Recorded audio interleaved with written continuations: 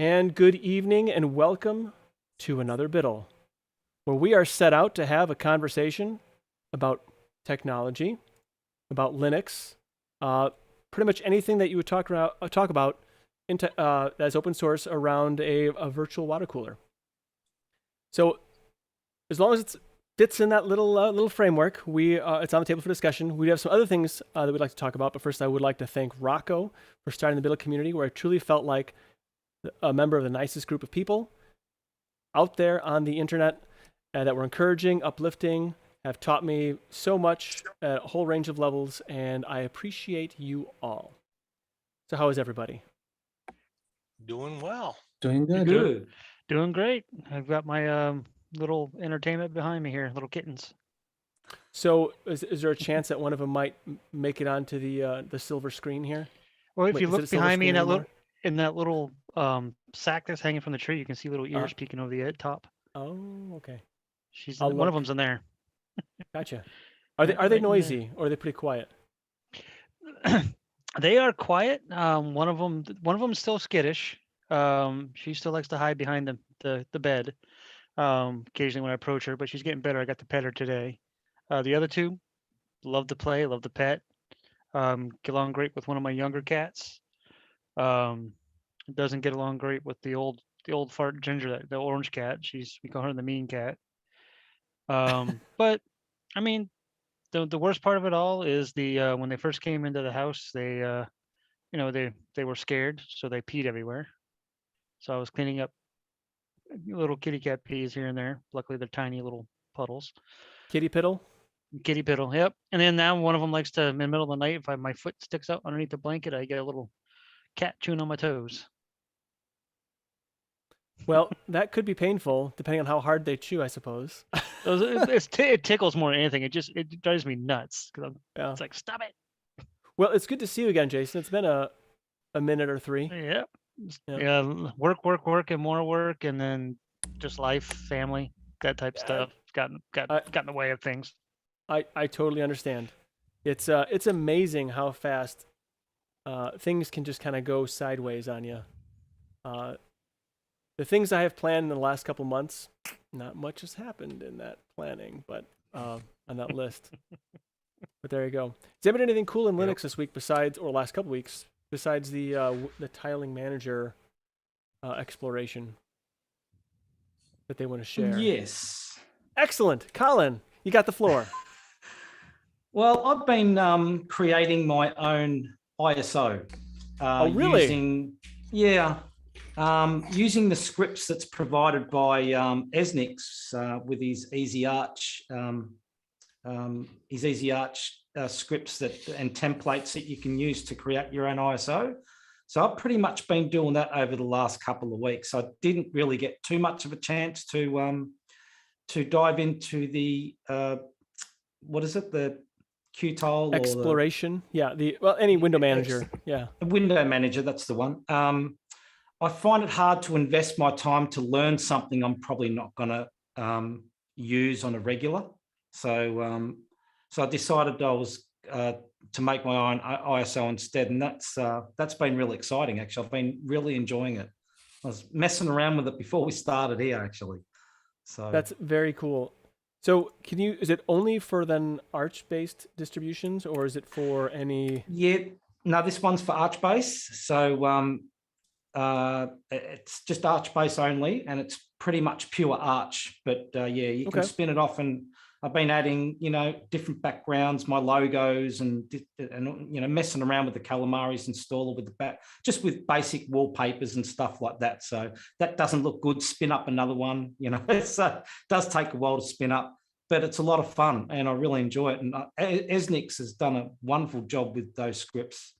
I think he's done an awesome job. So I'm really enjoying that. That's cool. Yeah, I've often thought actually spinning an ISO just for like a specific configuration would be pretty cool to have. I don't want to have like the Cubicle Nate Linux because that would be dumb and it would probably frustrate everybody, kind of like I would expect. Leviticus is trying to make me do my own. You should. It's good because all I've done is added some particular themes and icons that I use, and also all the applications that I do use as well. And then once you install it, it's all there. You don't have to go searching for anything. The only difference I've done is I've been making my own script so that it's also on, when you install it, it's with Esnix's Easy Arch scripts, which is also there after install. And my install script is for Flatpaks. So I've got a certain amount of Flatpaks that I want to use and not install from the Arch repos, because Flatpaks can be more stable. So that's it's got a menu where you can install Kdenlive, Blender, and a couple others. And you can also use that to uninstall as well. So I've been working on that. So that's that just makes my system run the way I've got it at the moment, which is with Flatpaks. So I don't want my video editor to update on a regular basis, because it can throw things out a bit. So I think if you keep the Flatpak, I think, I haven't really dived into Flatpaks that much, but I think you can update them, but it's your choice to update them. I don't think they update on their own. Correct me if I'm wrong. I'm not sure. So what video editor do you use? Kdenlive. Okay. Did you say that and I just totally missed it? Like it just went in one? No, maybe I don't think I did. No, I don't think I did. So the Flatpak works really well then. Yeah. Well, see, well, I don't know if it's Kdenlive or OBS Studio, because I use OBS Studio as well. And actually on an update, because I don't know if you've used OBS Studio, you have to do, because if your voice goes out of sync, you've got to adjust the audio sync in OBS Studio. And I discovered that had gone back to 0 after an update, and my voice went out of sync. And it's nothing worse than watching a video and you've done all this work and you go, oh my goodness, you know, my voice is out of sync and it just looks ridiculous. And I can't stand it. It's an absolute OCD thing for me. but I think it would be annoying for everyone else to watch. But, you know, you can't make that whole video again just because your voice is out of sync. But it's just one of those things, whereas you got to make a video, put it through Kdenlive, see if it's synced or not. It's time consuming. So sure. Although I try to take down little bits of information, so what the setting was, and I can put it back there again, right? So it's hard to tell what it is. I think it's OBS Studio, to be honest, if that thing goes back to 0. Well, it's not too hard to synchronize things in Kdenlive. I've done many times where you just ungroup an item and then you just kind of drag it across and then synchronize and woo, nobody knows. No, but the thing is, it looks fine in Kdenlive. Oh, okay. It's all synced in Kdenlive. It's only when you render that it's out of sync. Oh, right? Yeah, well, that's a problem. That's hard to. I mean, and sometimes I think I'm using celluloid, and sometimes that makes it look like it's out of sync as well. So if you put it in VLC, it looks a bit better. So I don't know whether there's an issue with codecs or what. You know, it's hard to tell sometimes. Yeah. Well, that would be a exceedingly frustrating problem to have to work through. It's one of those like little things. Like it's like when something's not like totally broken, but like kind of broken, but not really kind of broken. Yeah. Kind of like one of your cylinders is not firing on the engine or something like that. It's kind of one of those. Yeah, one of your spark plugs is quite just not right, sparking correctly, yes. And you can't find what the problem is, and it's really frustrating because you could work on a project for like 2-3 days. It takes many hours, and then you get this finished product, and it's not to the standard that you want. And I'm just trying to find that standard, which is hard to find, but I'll get there eventually. So just trial and error at the end of the day. Certainly, that's sounds. I hope you find it, and then when you do find it, share with the rest of the class. I think I have, because on my last video was pretty good, and that was an hour, almost an hour. So it looked okay. So, I think the OBS audio sync was the one that did it. So I'm hoping that stays stable. So that's why I want certain things as a Flatpak. So it comes with everything, and then you're guaranteed to have everything, in its own sandbox thing, and it's got everything it needs. So it can't change when the system updates. That's what I like about that. So OBS Studio and Kdenlive will both be Flatpaks, and that's my plan, right? So Cool. hopefully that all works well. But yes, on the lighter side, the ISO is, I'm just really enjoying making that. I'm giving it my own little PC TLC logos and stuff like that, and making them in GIMP and all that sort of thing. So that's just exciting stuff. Just That's love cool. it. I love creating things. Your own little touch of TLC. Yeah, why not? Tender loving care. That's awesome. Did anybody else have anything else they want to share about what they've been doing exciting in Linux or technology or anything like that? Well, I've been semi-testing the PEP 11 beta. Hint, hint. Yeah. Yep. And Coming along. And stay tuned. oh, okay. Yeah. Well, you're testing something new, so that's cool. Yeah. Trying to follow It's- the couple of guys, the developer net on. They started a Matrix channel, and it's all Greek to me. So I'm doing my best, but supporting the team. I didn't know you spoke Greek. That's excellent. I say I don't. Oh, okay. I was watching a video yesterday. I don't know who those people have uploaded the video, but they showed a little bit of a change to Peppermint. I'm not sure. Do you know who they are, Steve? The Can't remember. kids, there's Yeah, the nothing on kids. PEP 11 out there, but they were doing an update, how to customize your PEP 10 is what they were doing. Oh, yeah. Okay. Yeah. All right. Yeah. That was looked quite good actually. So And they're doing some good, I'm, nice videos. They are. I'm excited for Peppermint 11, and I'll be making some videos for that when it lands. And it'll be going on my laptop that's already got PEP 10 on it. So I'm hoping it's some good stuff, because it's on Debian now, so that'll be even faster than what it was before, I think. Oh, I can tell you, it's quick. It installs in less than 5 minutes, Nice. but it's pretty minimum. So that's one of the reasons. But Well, it's very cool. In my world, I now have 62 devices on my Home Assistant network, Mm. and so I'm down to 5 more switches that have to be replaced yet. But these are the more difficult ones. But I do have my bird barn. I'd call it a chicken coop, but there are other birds in there too. Also connected to Home Assistant, so I can turn the lights on. Hopefully, I'll get the heat lamps going on it too. But I just getting things kind of going in there as well. So I'm pretty excited about that. Trying to make living on a little cubicle farm here a little bit easier on me. So that's pretty exciting. Home Assistant, I love it, by the way. I now have it so it monitors my core systems. So if anything goes down, it'll notify, like it'll tell me it's disconnected or whatever. That's pretty cool as well. And yeah, I'm pretty excited. It's such a neat thing, that Home Assistant runs on a Raspberry Pi 3. It's easy to install, but I'm probably going to change the hardware at some point, because I don't think I'm stressing it yet, but I think I'm going to stress it. So you're controlling your whole house from your Home Assistant in some ways. my house has everything except for the garbage disposal is controllable. So Garbage disposal. Better throw that one in as well.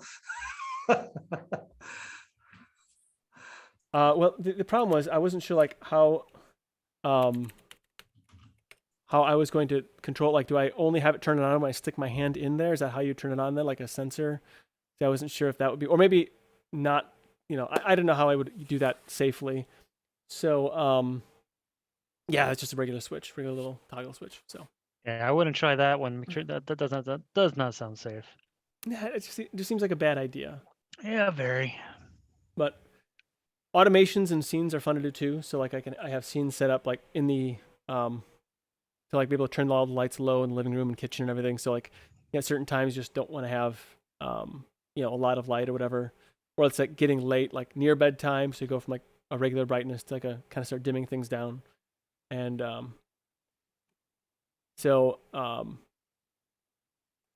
we're not gonna let this guy in.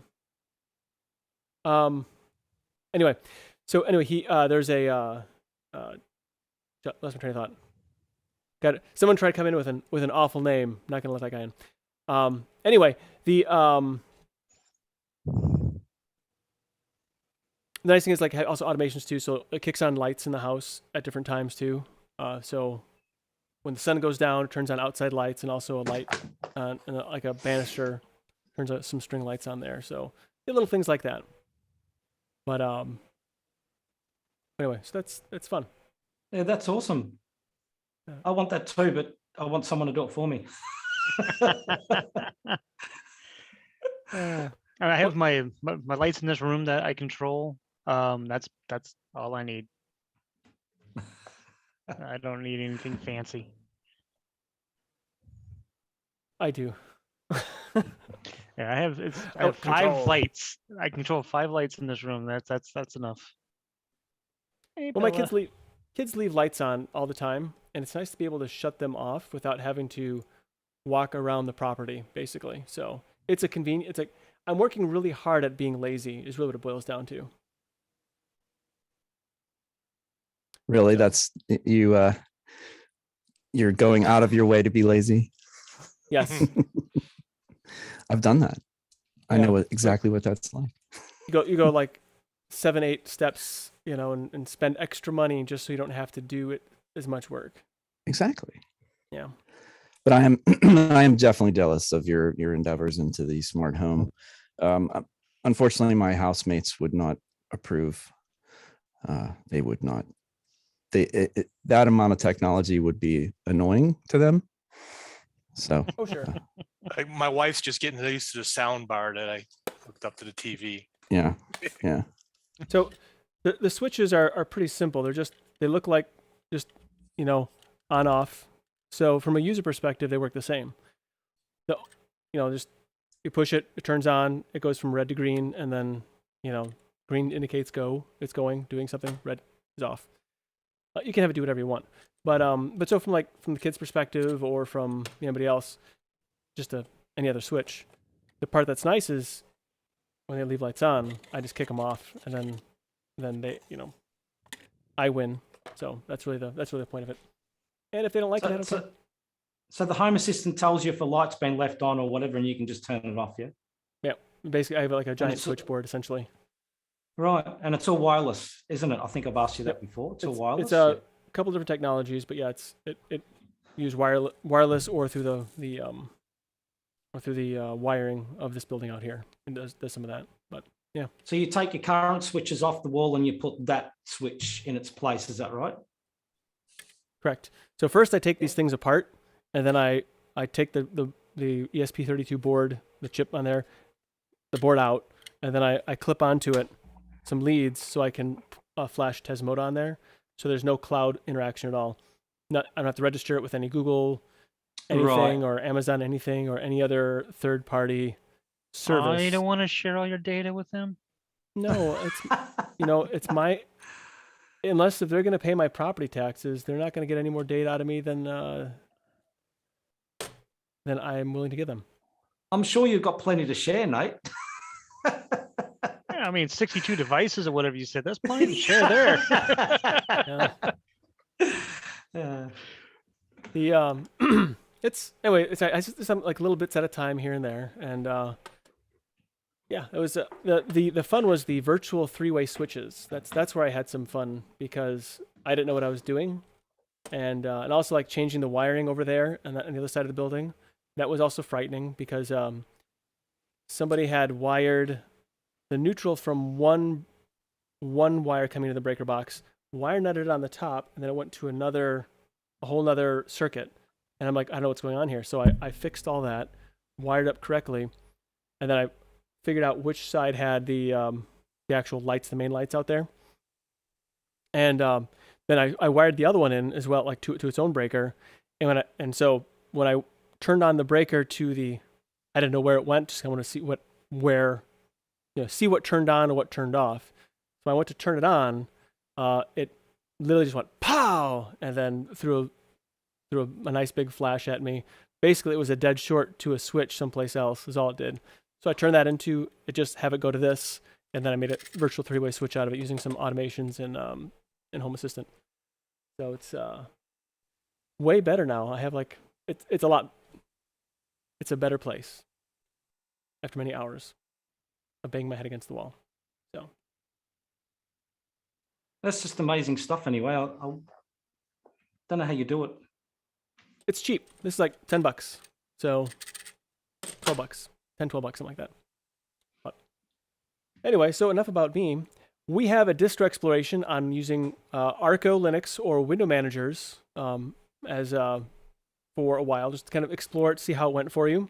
And there was a poll in the BDLL community Telegram group, and I got 47% said tiling window managers are amazing. So that's almost half of those that voted.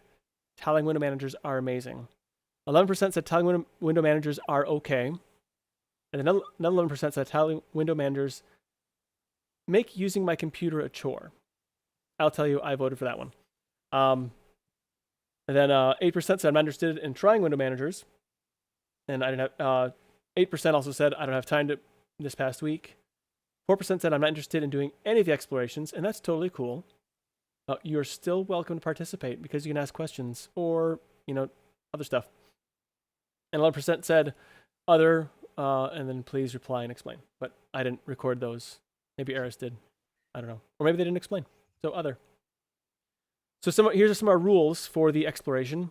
The intent is to talk about the different aspects of the window manager or the OS, depending on if you like to do a specific OS, and discuss experience after using it in a positive way that's objective and constructive that will help other people in making a decision. So let's kind of want to stay from any non-objective opinions like this is garbage. It's not really helpful. But say I wish it had this feature or that feature, or is hard for me because, or whatever it is, I had these difficulties. The point is to highlight the positives and not ignore the lowlights of the experience. And just remember that this is a labor of love from somebody, so we don't want to poo-poo on it. So for getting started with a window manager, there are different ways you could have gone with this. I left it wide open. So if you installed ArcoLinux or you put it on top of another distribution, or I know some used Pop! OS as the window manager, tiling window manager thing. So Eris, I see you had some notes. So if you'd like to kick it off. I was just gonna go in general about window managers. Window managers control the appearance and placement of windows and not much else by itself, usually. It varies with the specific window manager. Desktop environments like GNOME have a window manager included and have much more things out of the box, like notifications, their own file manager, GUI settings. Window managers are often offer much more flexibility where you can pick and choose components. Some users of window managers don't use GUI file managers as an example. Instead, they use terminal file managers. Window managers have a steep learning curve as a result of all this customization. And ArcoLinux has many window manager options that are configured for ease of use out of the box. Ease of use should be in quotes. Just saying. All right, so that was some garbage left in there. So we're going to kick it off. So, Eris, what was your route, or if you want multiple routes, what did you end up doing? I tried Awesome. Okay. I wish I used it more. I did go use it a bit, but I really didn't have that much time. The one thing I can say about Awesome is that there's a key binding, I think is a Super S or something, and it shows you all the different key bindings. You have a screen with all of them, and that's pretty it also awesome. Yeah, it comes with its own panel, and there you can have your Wi-Fi manager, the connection manager, and a couple other things, a little systems tray, and it was very nice because it has a lot of things built in. Some other window managers, I think, are more bare bones, and I think overall though, ArcoLinux tries to make everything as easy as possible out of the box. So what was your choice or reason for choosing Awesome? Because it started with A, and that was like your first stop, or some other reason? I like the fact that Awesome has like these built-in layouts, because something like i3, you have to like specifically tell it like you're tiling vertically, you're tiling horizontally, and this automatically places it. Has like a default layout, and you can switch out the layouts too. And I like the that I don't have to think about it too much. Like I can just have like let's say one window at the bottom, and then the top half is two windows instead. I don't have to like think about that. And it also has the panel, like I said before. And I thought that key binding to see all the key bindings that was pretty nice. Yeah, that is nice.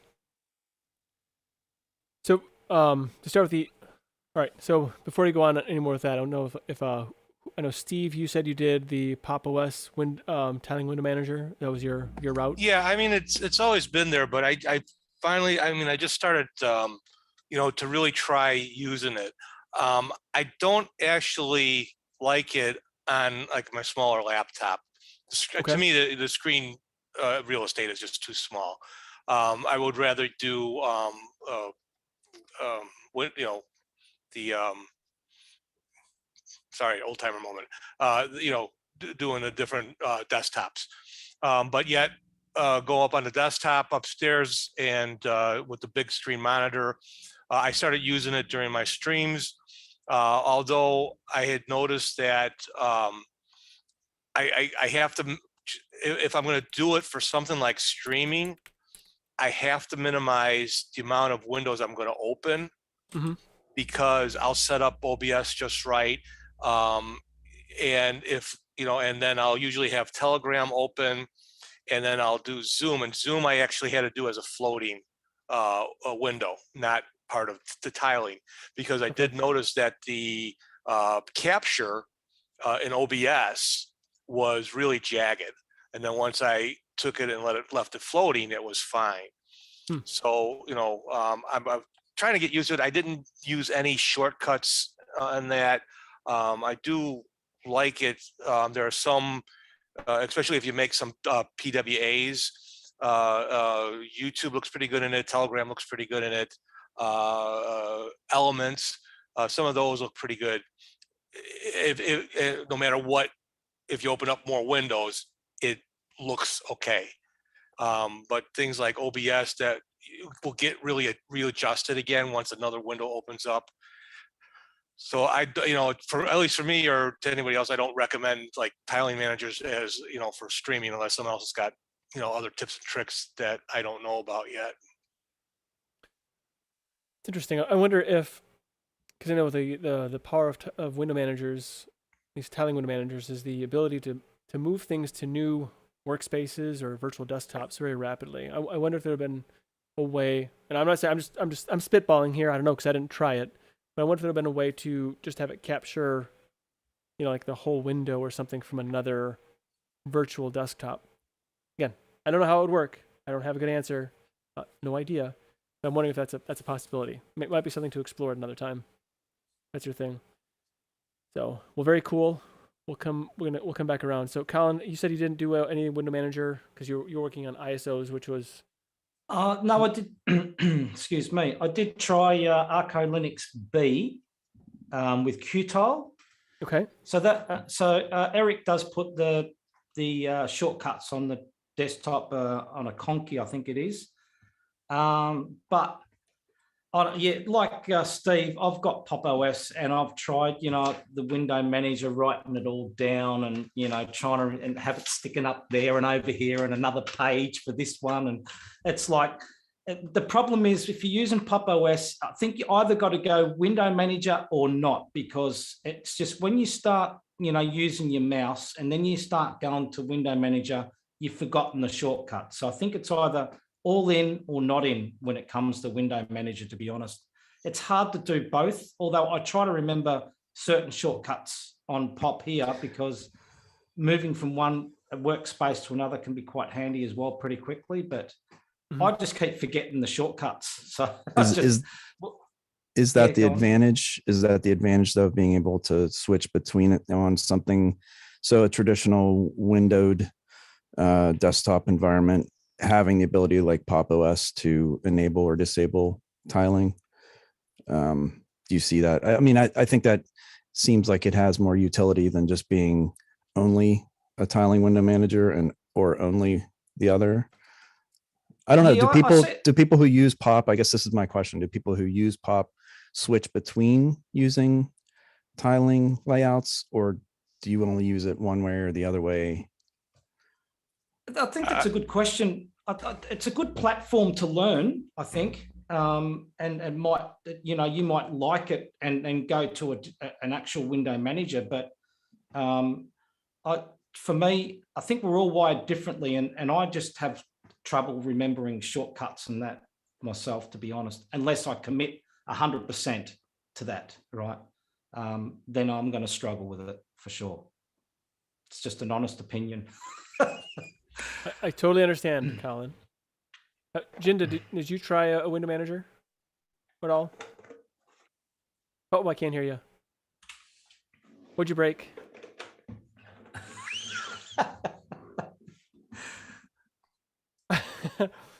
He's probably got. I imagine like this giant switchboard of all these switches, and like different ones are flashing right now.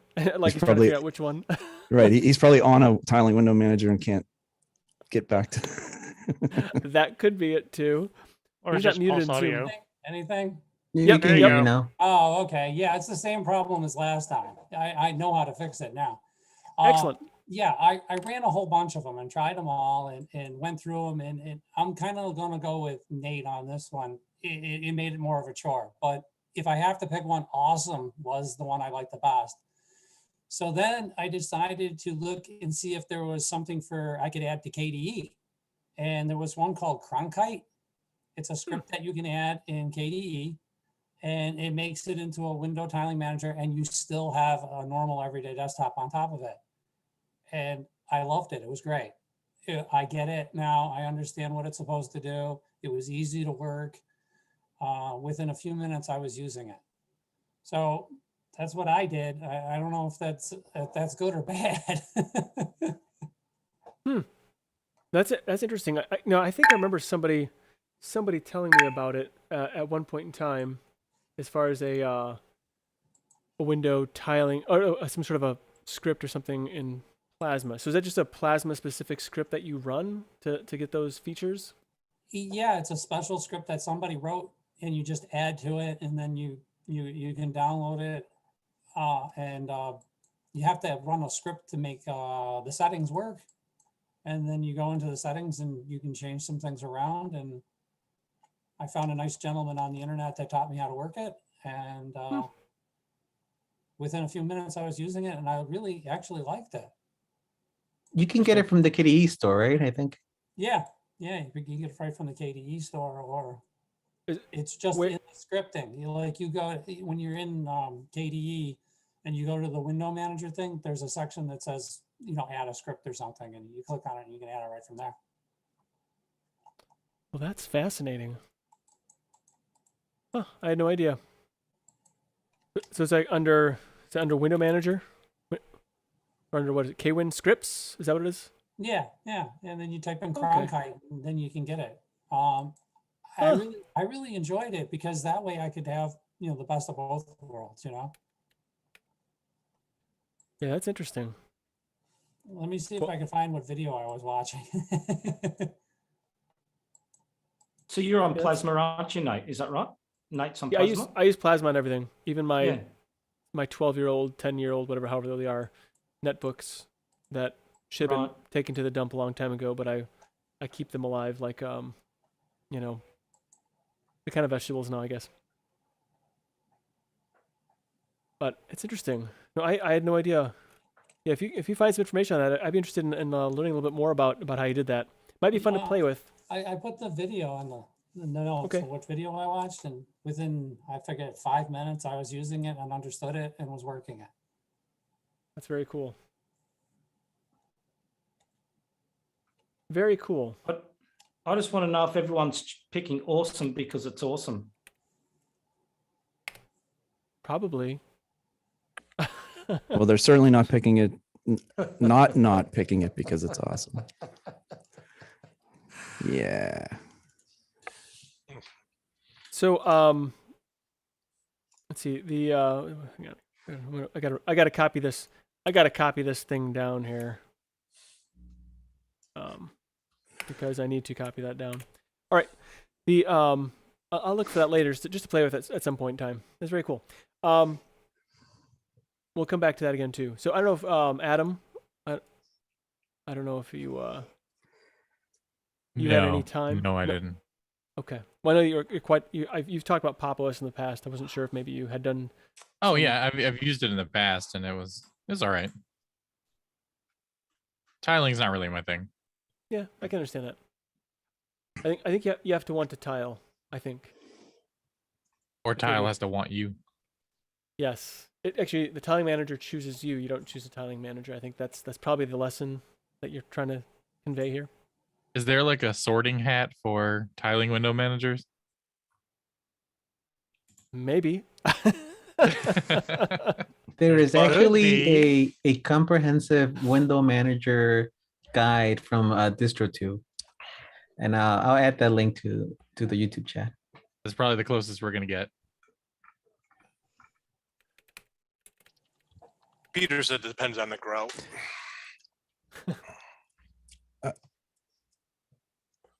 I think I had the same opinion of window managers as I did last time I really looked at them. So I did briefly just, dabble again. And I think that if you had a dedicated setup where you needed to have,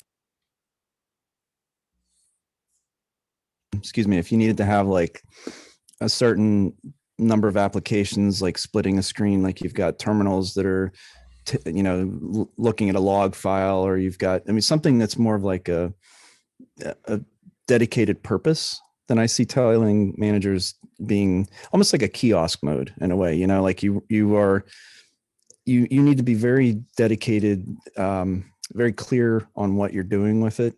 Like it's just not, it doesn't seem to work very well as a casual user, like to just jump in as sit down at a computer and like you just need to jump on a website or copy a file or just some like really quick basic thing like that, or just the more or less the things that people would be doing. And I think kind of the proof of that is if you're using Telegram, let's say, or a chat application, unless you tell it to be a floating window, it's going to be however big it is, and then it just kind of looks silly because it's none of those apps are actually made to run like that.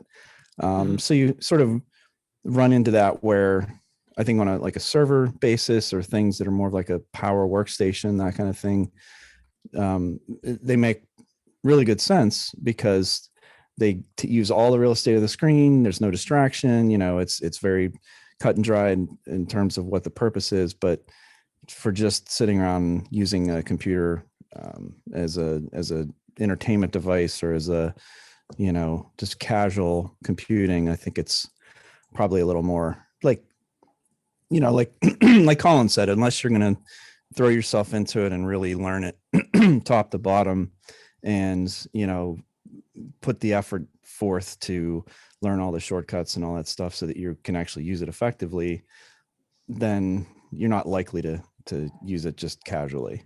I would say that using the window manager is kind of like building your distribution, like from like the archway.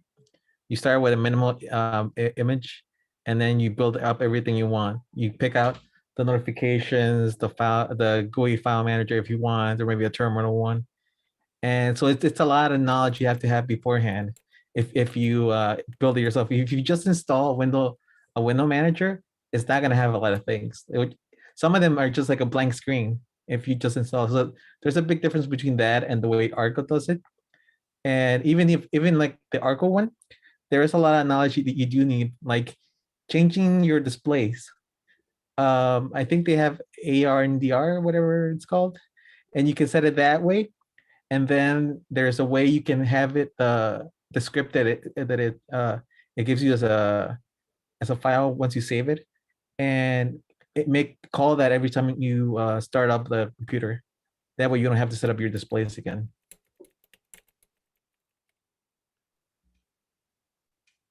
That's cool. Do you have a link to or some other resource on that, Eris? I think Eric has a whole video about Awesome, like different features that Awesome has. But that specific thing, I don't know. There's a lot of things to window managers. Indeed, there is. So,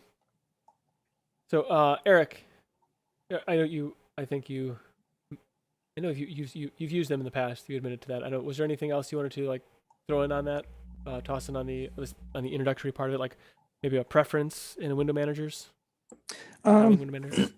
I think I've spent the most time with i3, and to an extent they are kind of all similar in the sense that they give you a framework, and then you can put the building blocks together. And whether it's if you do the default install of i3 and Arch, for example, it's there's really not much there. It's a session, and you can get in and launch Windows and things like that, or launch applications and whatever. But it's not going to have everything that you'd probably want to in a desktop.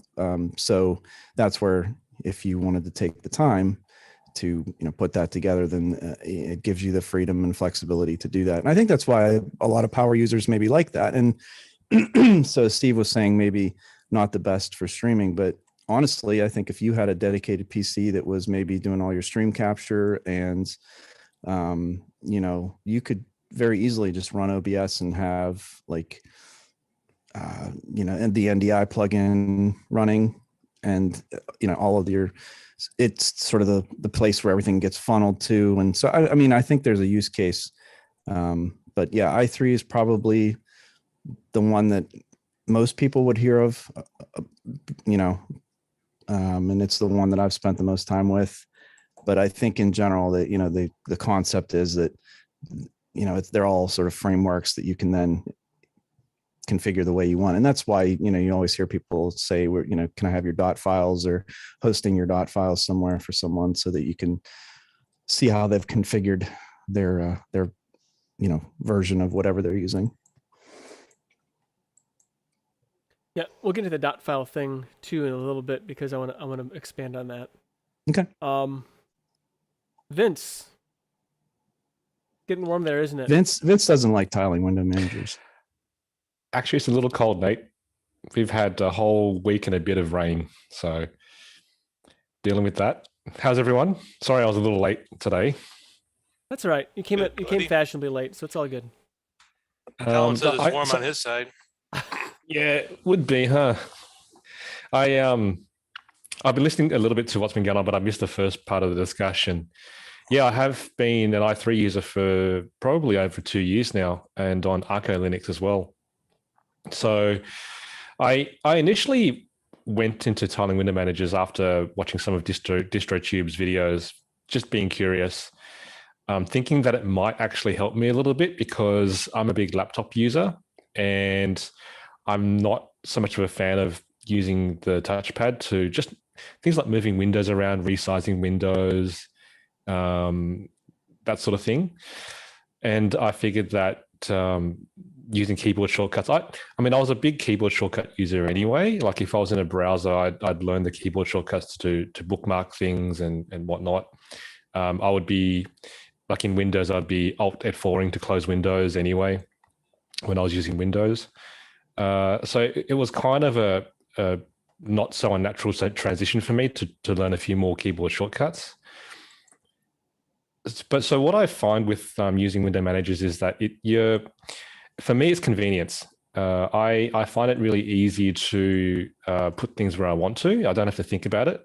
So you can actually, in the configuration file for i3, tell i3 that whenever you open such a window, like say Firefox or Telegram, you can tell it to put it to a particular workspace. So I'll know exactly where it's going to be every time I open it.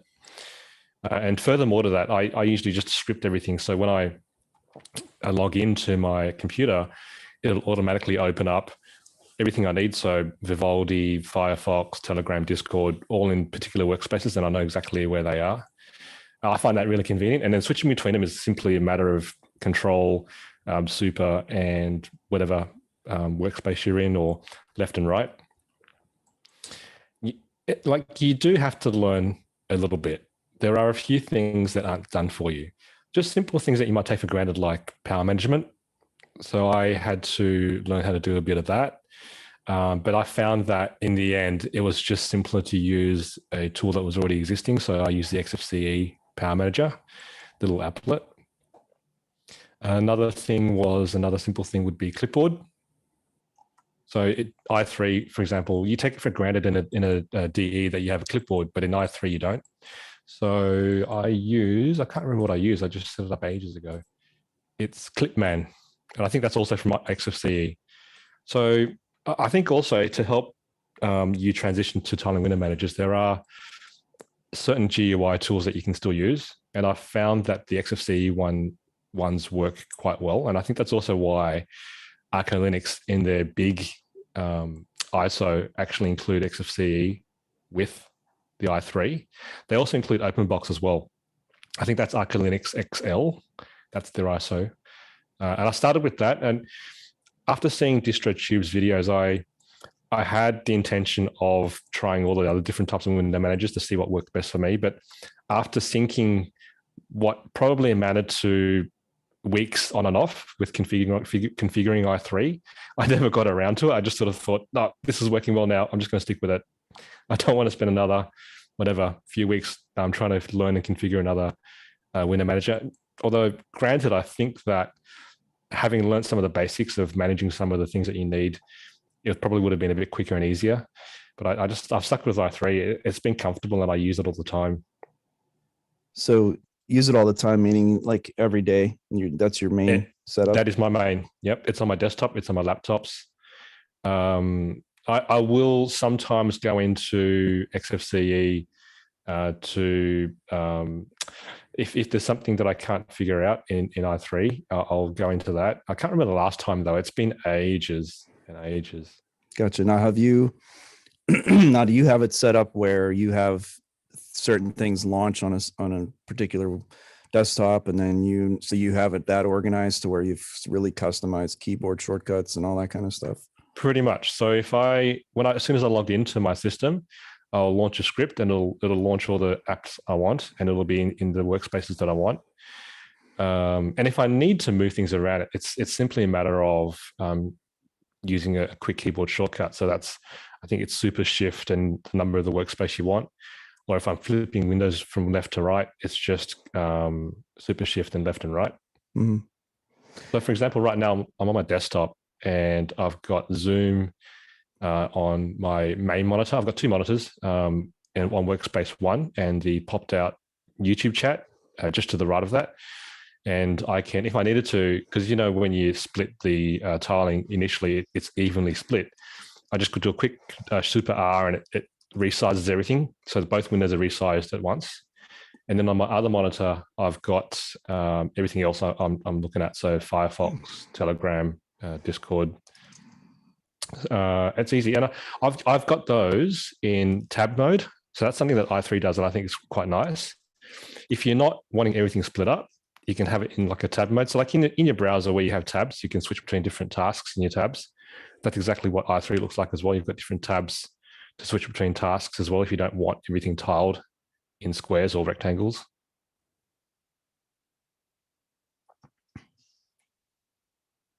Got you. Nate, you're muted. Of course I am. So the moving from like window frame, I don't know what they're called, tile to tile in a tile window manager. Now I do it in a Tmux is kind of the one that I like to use quite a bit for when I do tiling with shortcuts is Tmux, because I have it like an instance running on my server where I can check things. But so transitioning between different keyboard layouts, is that hard for you? Or I guess you've probably configured them all to be the same. It's pretty much what I wanted. Okay. I kind of learnt the defaults and then tweaked those a little bit to make it a bit easier, to make life a bit easier for me. And I think i3, especially with the Arco one, it comes with focus on mouse over. That's nice. And there've been times where I've gone back to either XFCE or Windows, and I've forgotten that I need to click in a window before I can start typing in something, and I've just typed the wrong thing in a particular window. So mouse over so focus on mouse over is nice. But if I'm needing to switch between windows, I just quickly do a super left right or whatever. Okay, that's easy. I got you. Interesting. All right, the next part I want to get to here is as far as so since we're not doing an actual distribution, but like to access your applications in a Tiling Window Manager, did any of you find that to be a frustrating experience? And anyone who can just kind of fire away there. Yeah, I thought it was frustrating personally. How did you resolve it? Just like documentation? I did it. So for me, I ended up just using the terminal to launch my applications that I wanted. I thought that was just, I'm used to things like KRunner or whatever in Plasma, or, hit super and to start typing. And so when using Qtile, I ended up just keeping a terminal window open, which was console, and I would just launch everything from there that I needed. It just seemed to be the easier way for me. I don't know if anyone else had a different workflow, or if that's kind of an intended workflow, or... So the way window managers work usually, you either have D menu or you have Rofi, and that's what you use as a launcher for all your applications. And then afterwards, you start doing key bindings for them, so it's easier that way. You could do that also. Okay. Yeah, makes sense. So you do a key binding for like starting your browser or starting your favorite email application. Yeah, or you can use Rofi or dmenu to search for them. Okay. And what do you end up using for that, Eris? Was it dmenu? Yeah, I think Awesome came with dmenu. Usually on Ubuntu, I use Rofi. Why is that? I like Rofi because it's simple. Dmenu, I think you have to like recompile it if you want to change things about it. And Rofi has the option to also launch scripts. So you can just easily launch, search for your script and then launch it if you need something done. Interesting. Does it have some sort of an indexing tool in the background so it knows where all these things are? Do you have like it? It has like two modes. One of them is like where we have all your applications, and then the other one does like a more search, and then it also has the ability to launch scripts. I'm talking about Rofi specifically. Gotcha. Just jumping in there, when I was using the short time I spent in Qtile, there was a keyboard shortcut for the top left-hand side on the bar up the top, I think it was, and then you just start typing, and then it brings up. It's like a run menu, isn't it? And then it finds the application you're looking for. You just press enter and it opens. Is that D menu? Was that the one that you were saying, Aris? Yes, I think that comes with Awesome for Arco. You can switch that out. You can use Rofi too, but that's the way it comes to default, I think. Right. So I just use the key combination and then start typing. It's a little bit like GNOME hitting the super button. Yeah, start exactly. Typing. That's how it was working in Qtile. Yeah. If you use, I don't know much about dmenu because I haven't really used it, but I know with Rofi, there's the mode where it gives you the different applications, like usually like the web browser, LibreOffice, and all these things. And there's also a way you can add the icons, so it just looks just like a regular search menu, GNOME. I like Rofi as well, but there's actually even more to that. You can actually switch windows with Rofi as well. So like you would Alt Tab. If you bring up Rofi, I've got mine set up so you can actually switch windows. I probably don't use it very much, but I like having it there, so I can see each window that I've opened and switch between them. There's a lot to Rofi, and I like it. I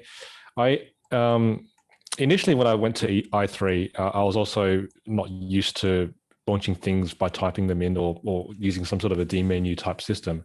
Another little tip that I have is that if you are looking still for a graphical menu type system, you can actually set i3 to let up the XFCE one. So it's called XFCE 4-App Finder.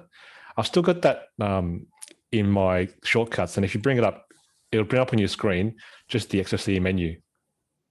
So it's a bit weird because it just pops up in the middle of the screen and it looks pretty random. It's not in the corner on the screen anywhere, but it's just the menu that shows up. So that's another little. It could be like the whisker menu then, like from Yeah. XFCE. Yes, it's not exactly the whisker menu. I don't exactly know what the relationship between whisker and this one is, but it looks very, very similar. I'll post a picture of it to Telegram to show you. Yeah, that thing's been around for a long time. That used to be in, I think it used to be in the LXDE desktop for finding applications many years ago. I think I was messing around with that thing, application finder. I think it's been around for a long time. That's pretty cool. So now I wonder if you could have it. I'm seeing for like another option. Could you pull up like a like a KDE menu, like a KRunner type thing? Is that also like is there anything like KRunner? Because I didn't find anything, but I didn't look that hard though either. I don't see why you couldn't. Yeah, you can have use an option for you as launcher. well. Yeah, there's one called GM Run that I've also got hot linked with my hotkey with my launchers. GM Run, and it works like I think it's included in GNOME desktops, GNOME-based desktops. Okay, interesting. Now the neat thing about Qtile is it's all Python, so it's very simple. Now I guess the argument would be Python might be slower than other options too, but I thought it was interesting that when I installed Qtile, it was just a bunch of Python packages, and I think you can also pip install it too. Not sure, didn't try it, but that was I thought that was very interesting. How it always seems simple. It's like 39 packages, and you're up and running with the tiling window manager. Every window manager has a different language that it was built on. And that can also be the way that you configure it, the way the settings are formatted. But like Awesome, I forget what Awesome is written in, but the way you configure it is Lua. It's a different language. Okay. Do you ever know how Pop does it? Like, what do they use to have that tiling? Is that their own? It's an extension to GNOME they make. Oh, okay. Yep, just flick a switch and off it goes. That's interesting. And you can still have floating windows in Pop OS when you flick the switch. Yeah, there's a section. Oh, again, floating window exceptions. Where'd it go? And you can select which windows that pop open that you want to float.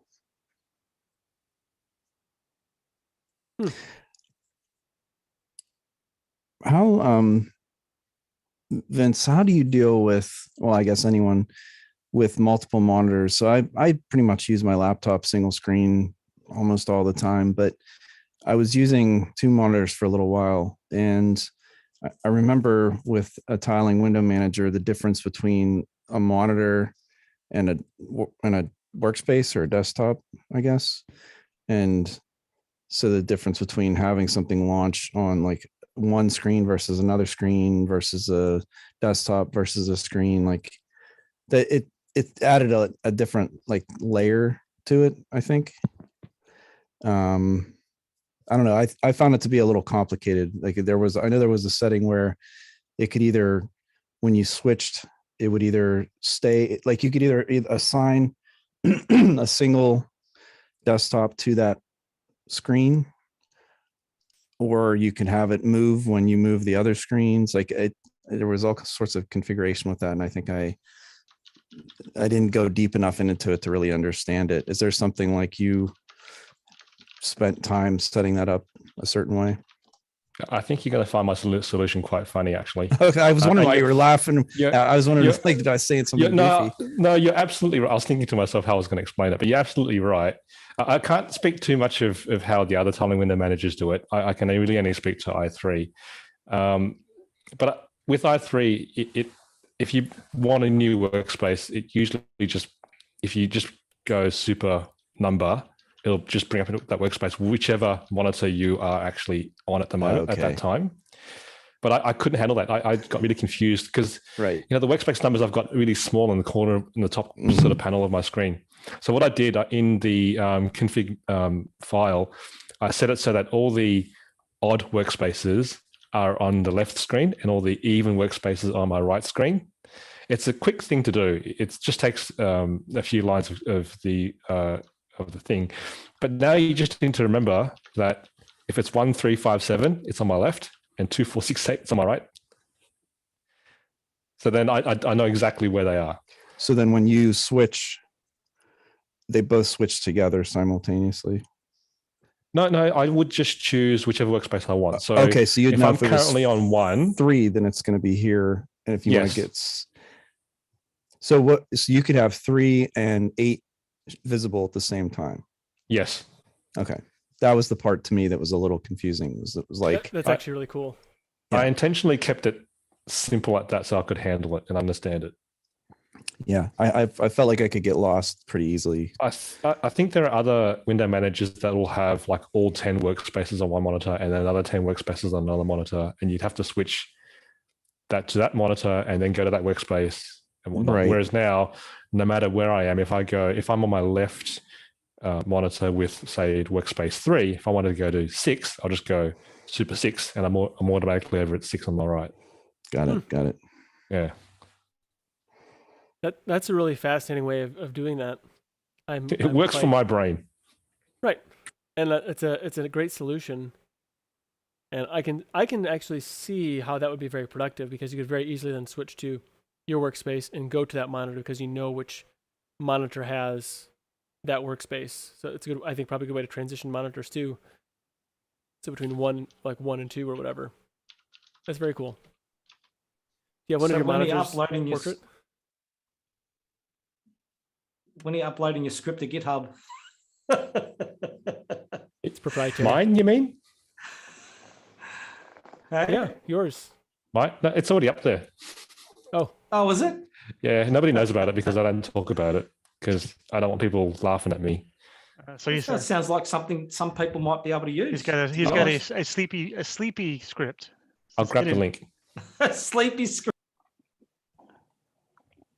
That's funny.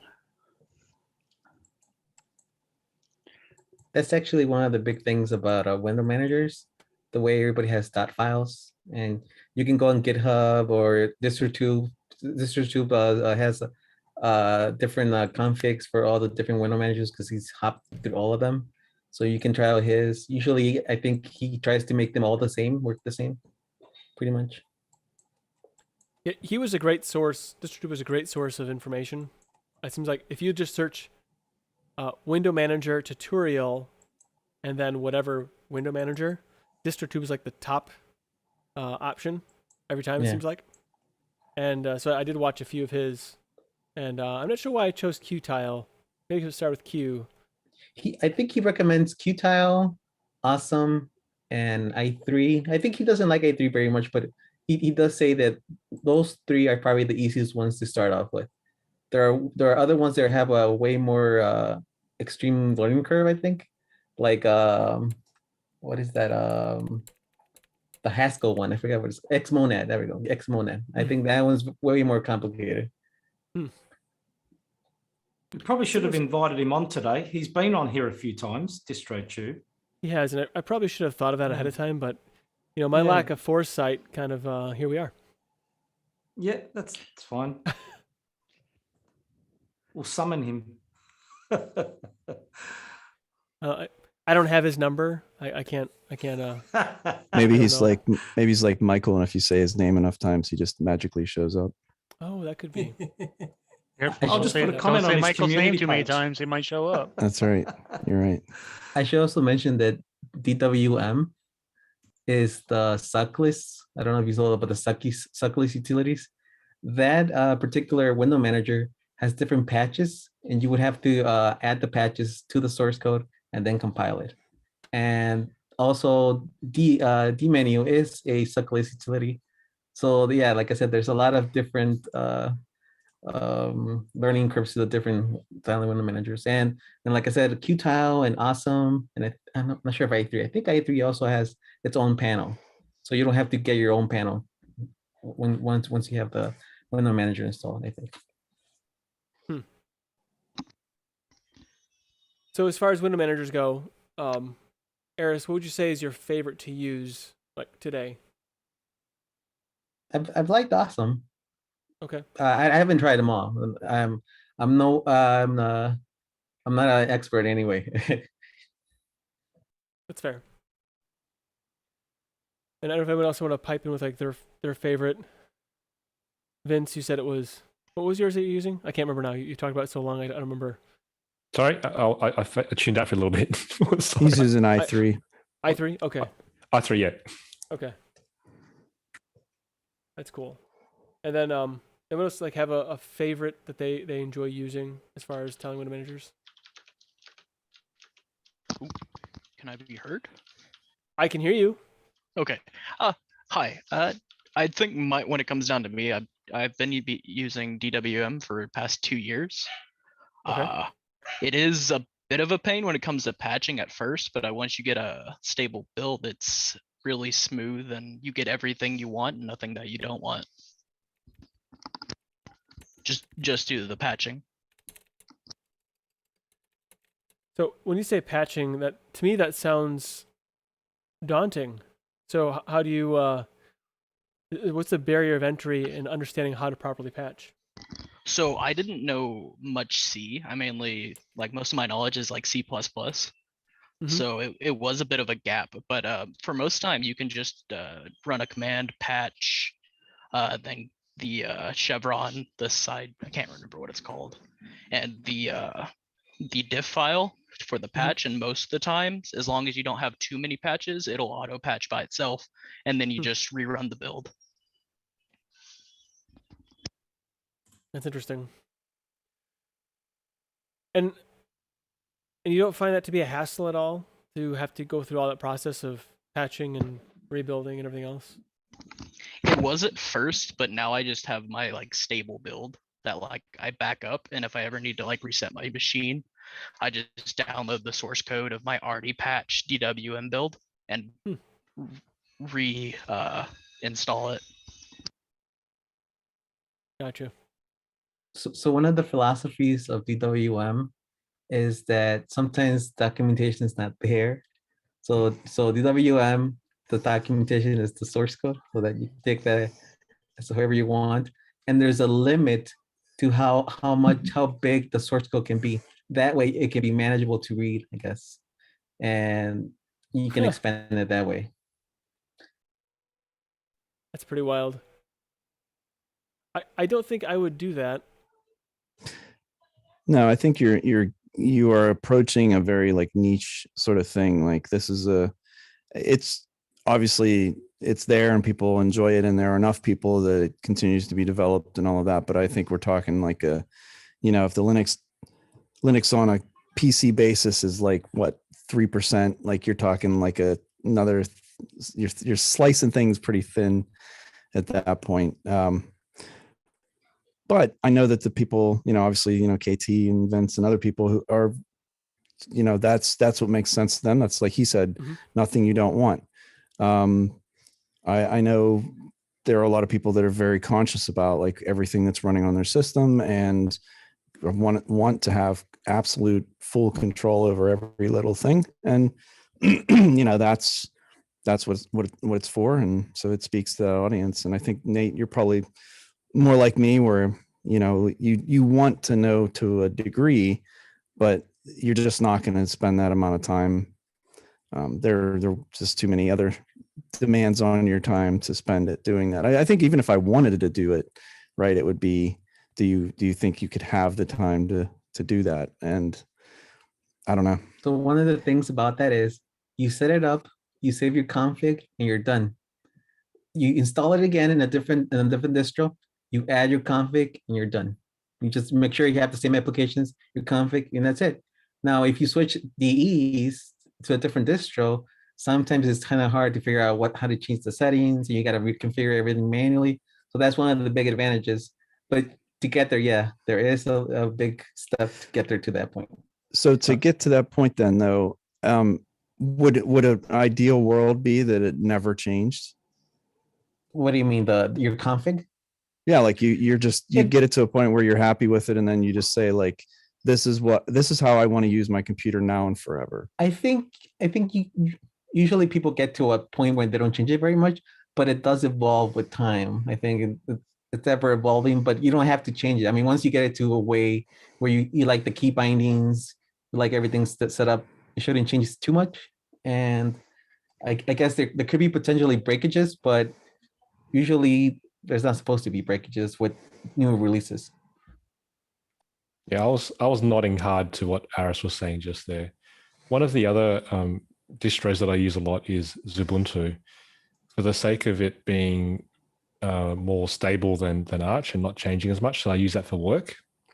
And what I found that I've done is I get Ubuntu installed on a computer. I'll install i3 on it as well. I'll bring over my config file from Arco, and it mostly just works. It's just that some of the package names are a bit different between Arch and Ubuntu based, but otherwise it's the quickest setup that I can ever get between, because otherwise if I'm installing XFCE, there's still a few things that I would normally tweak with power management or whatnot. But when I bring that over from i3 in my config file, it's so quick. The other thing is with changes, I did spend a lot of time initially setting it all up, but these days I rarely touch the config file. Maybe I might tweak it once every couple of months. I'll add another app that I want to have a hotkey to, but otherwise it hasn't really changed for months and months and months now. So I guess where that puts my mind, or where I start thinking is, we see here's a new version of Windows coming out, and then there's always this constant upgrade of here's a new version of Android, here's a new version of iOS. Every operating system sort of evolves and continues changing. And technically, I mean, you could be upgrading your kernel version, or you might be updating versions of applications and things like that. But the way you're seeing it and the way you're interacting with it, if you're using that same tiling window manager, theoretically would be the same forever. And that is so completely opposite of what most PC users face, is that there's a constant change, right? Oh, Windows has more updates, here's Mac has more updates, here's and things change. Some people find that exciting and interesting because they want to tweak and play and do different things. And I guess for the people that don't find that interesting or don't want to deal with that, like, you just use this window manager and like that's it. Yeah, I just want to get on my computer and annoy Steve. Gotcha. Yeah. Makes sense. It does. So Donald in the chat said the reason he uses, I think, I lost it now. BSPWM, I think. BSPWM. He says it seems like it's the same arguments everybody else has, that it's simple and it gets the job done, whatever. So I kind of wonder then, seems like there's a lot of tiling window managers, and I'm wondering what makes each of them unique at this point, because it seems like the reasons for all of it are the same, but maybe that's a giant rabbit hole. It sounds like it. So like I said, there. Sorry, go ahead. No, go ahead. No. Your thoughts. I was gonna say, like I said, they're all written in a different language, and the config is different. And like you saw with DWM, you have to patch the window manager itself in order to get changes done. So that's different. The way it tiles, like some of them it does dynamically. So, or or automatically, or I forget exactly the term, but basically there's like a set format. Like usually it's like a window on the left, half the screen, and then the extra windows go on top of each other on the right side or the opposite way. And it's the master stack layout, I think it's called. And but other window managers, you can say the next window I want to tile vertically, horizontally, like I3. So that's different. And BSPWM has a tree format that I can't really explain, but that's very different from the other window managers. Well, it's too bad Donald wasn't on to school us and thrust upon us his knowledge. Yeah, but he did make another good point. He says, much like the differences between desktop environments, they all do the same basic job with differences in style. So too with window managers. So it does seem like an intense rabbit hole to go down that we probably wouldn't ever see the end of. So, and on that, is there anything else someone wanted to throw in about window managers before we move on to what we're going to do with ourselves next week? No? I would just say like the benefits, I think I already reset them, but just they're flexible and you can manage your windows like very efficiently if you wish. You can easily transfer your configuration to another computer, to another distro. They're very light in resource. I mean, that some people say that it doesn't matter, especially if you have a newer computer. But if you don't, I mean, you really can't tell the difference that way. Well, and the argument there would be you want to be able to squeeze every bit of performance out of it. Yeah. So, and also the way, I think we talked about it before, the way the workspaces are. Some people say that that's way better than the way desktop environments do it. That it's easier.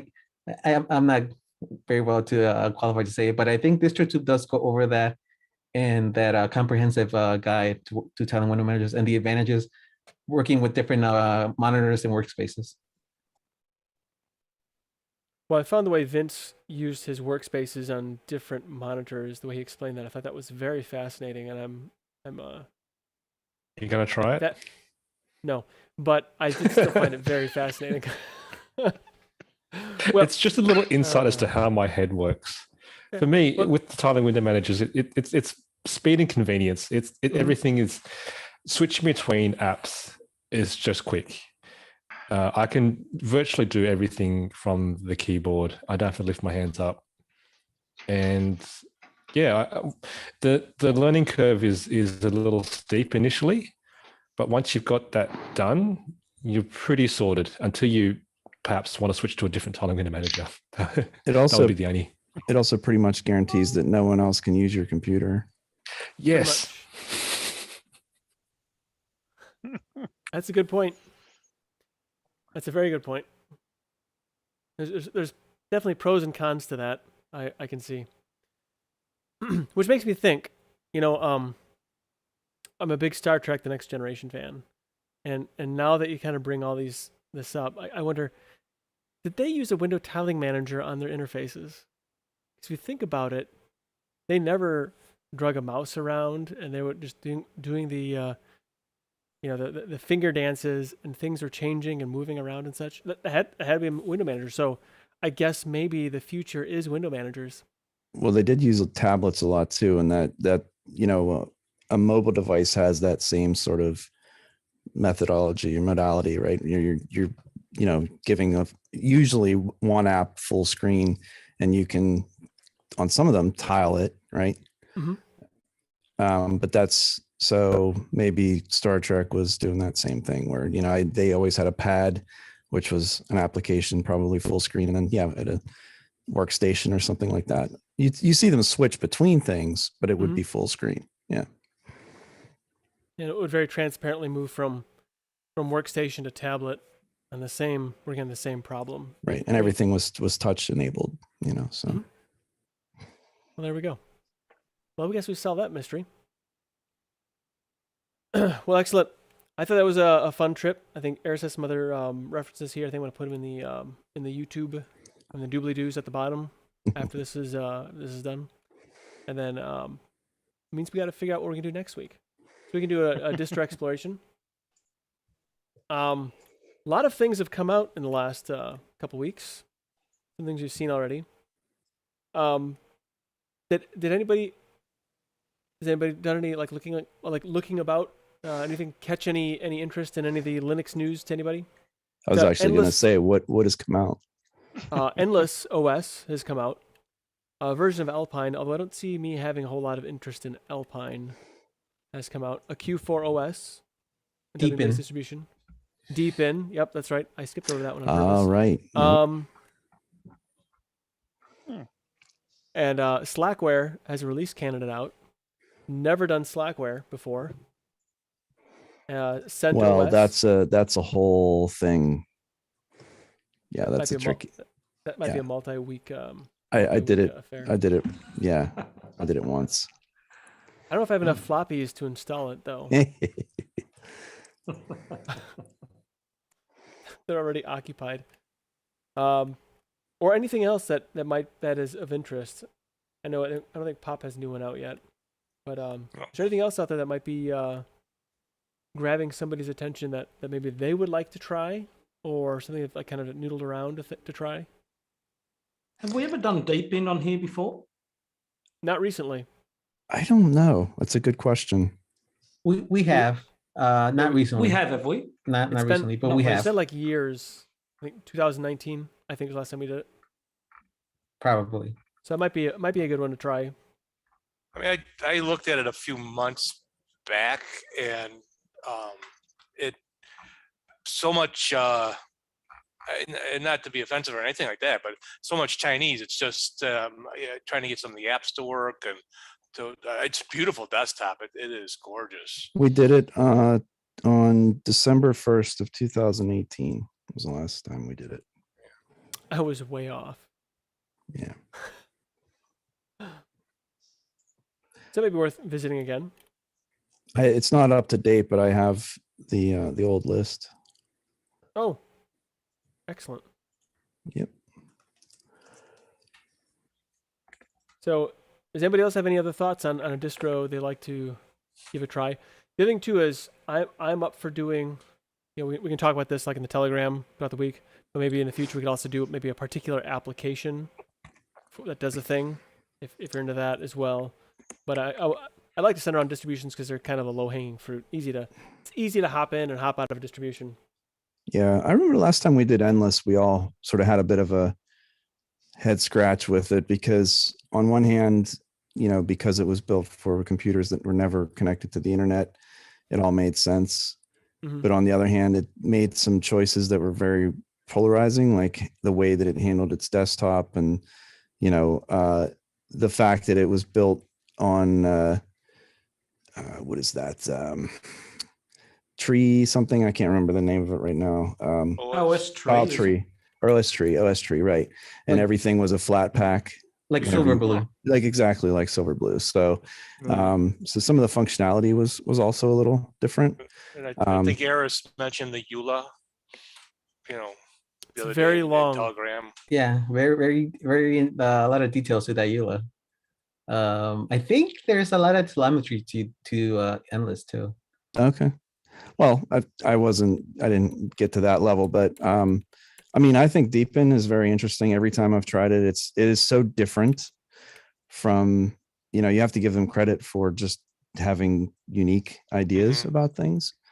And I think the last few times I've looked at it, it's actually gotten to a point where not only is it different, but it's actually doing interesting things, so I would be interested to maybe, but I agree with Steve. I think the store being in Chinese it's difficult for us because it's built for a specific market. Right. It's built for the Chinese market, but that doesn't mean you can't use it because it is, an Ubuntu base and like you can still use it like you normally would, just not use their store. That's all.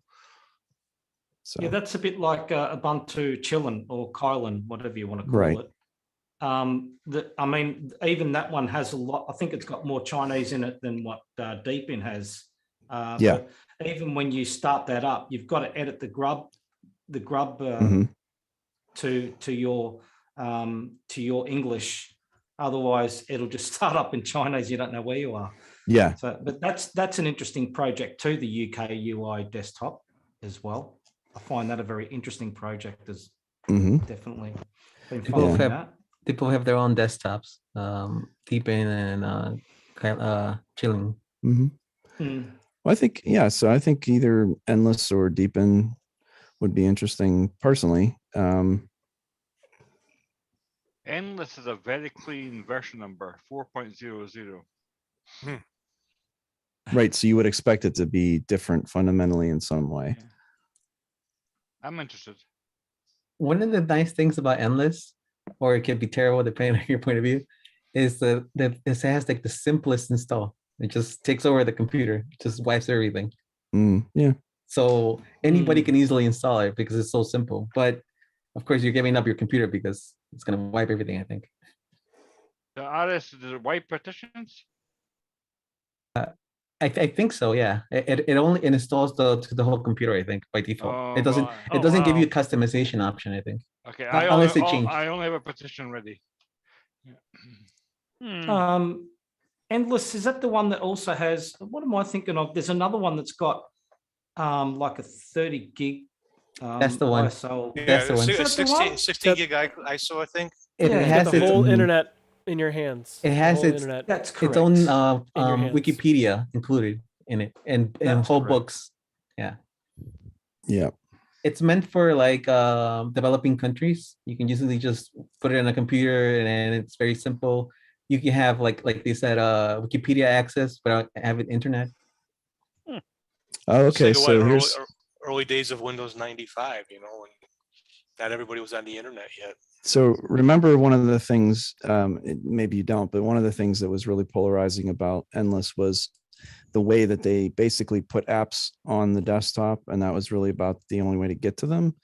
Like they had the overview, but it was a very sort of different approach to it. I can't say it was bad or better or worse. It's just different, and it's so very simplified. Very simplified. It is. That's why I would say Endless is very simplified everything. It's interesting that the first thing they talk about in the release notes for 4.0 is the improved app grid navigation. They've heard feedback that it's hard to discover and switch between pages of apps. Many users were not aware that there was more than one page, so they added clickable arrows to navigate between pages and a row of dots, so that you know that there's how many pages there actually are. So that's interesting, because that was one of the things that drove me nuts, was like there was all this software installed, but you couldn't really tell what it was. I mean, you could if you knew how to get to it, but it wasn't self-evident. So it was a little confusing. But so yeah, it looks like they did a lot of different things here. So anyway, it's not the most compelling thing, I think, because it really does speak to an audience that you're going to install it on a device, and probably then hand it off to someone who's not going to ever use it online. That's kind of the intent. But they also have a light version where you can be connected to the internet. So I don't know. Mac says in the chat that the offline update mechanism on Endless is super cool. It's designed so that it can be shared via a USB drive, so offline villages can all share updates. Nice. Cool. So Jason Santasiero, so not Starbuck, he also recommended Void Linux. Have we tried that? I don't know I've not tried Void Linux before. Not in a while. So No. They had a release here early in the year, looks like. It's a independently developed general purpose operating system based on the monolithic Linux kernel. I've heard of Features hybrid binary source package management system, which allows users to quickly install, update, and remove software, or to build software directly from the sources with the help of XBPS source package collection. It has a terminal installer. I think you have to set up your partitions and then like tell the installer to go or something. It's similar to Arch, but it does have its own installer, even on Arch that has its own installer now. But it didn't. But if it's a binary distribution, yeah, then and then you could build as well. Yeah, it has like different like file folders with different applications you can compile, like similar to Arch in that way, I guess. Yeah, that's neat. That almost reminds me of Gentoo a little bit in a way with portage and stuff. Slightly, because some of the portage stuff you could do as a binary, and some of it you had to compile directly, depending on like how you have your system set up and your build instructions and stuff. Okay, well, yeah, it looks like there's lots of stuff out there. I don't think we've made it easier. Now just keep adding more choices. Keep adding to it, yeah. There's a lot of so like Benjamin Eldridge said he'd do void in a VM. Gurundanu said void, but only with music. So I don't know what that. I'm not sure what that means, but it's funny. Enter the void. Is that a song? Enter the void. Maybe that's the. Enter the void. Could be. Probably. We also had those requests to do MX, though I will say that we did do the beta. I don't know if we should not use MX because of that, or we should go back to MX for the finished product. I don't know. Do that too. What are the kids excited about these days? Like the kids here, in class. Anything? Are we excited about anything here? Something that you're jonesing to try? Besides spinning your own ISO? I'm gonna try Deepin just because I like to follow what they've been up to. So I'm gonna do that. I mean, I'm gonna do it anyway. Okay. But I'm not saying if you got, there are plenty of people who don't like Deepin and don't want to run it, and I understand why, and it's okay. So I mean, I have no problem trying it. What do you think, Eris? Steve? I will say that Void probably has the steepest learning curve of all those distros, so I would keep that in mind. But I think anything anybody chooses, I'm fine with. Nate, was All that right. a reference to Cloudy with a Chance of Meatballs? Yes, it was. Okay. Thought so. Steve.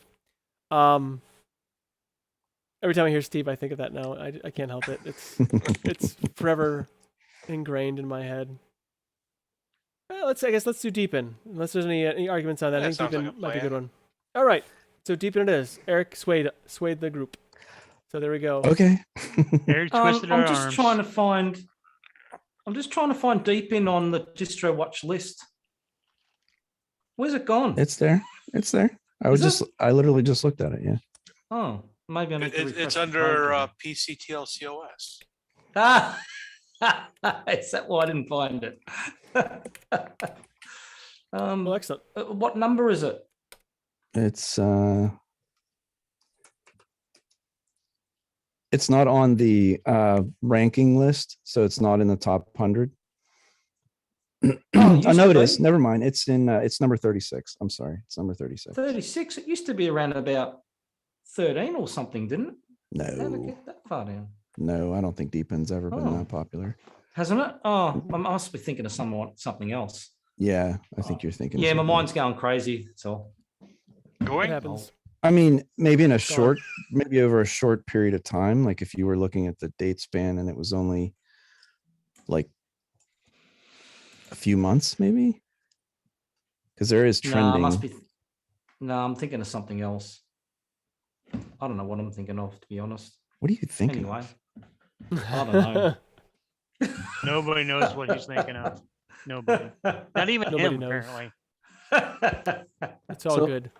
So I will tell everybody to keep that in mind, I think. And I haven't tried the newest version, but in prior versions, it does take over the whole computer. Like it will wipe everything. It will just say install the thing and it'll do anything. It might give a warning. I don't remember. And But is keep that deep in in a mind. large file? A large ISO? It's Somebody's like saying it's 64 gigs. I think it's 1.5 maybe. Wait, you can install Deepin where you want to install it to, I'm pretty sure. Oh, we're doing Deepin, right? I thought we were doing Endless. Sorry. Oh. Okay.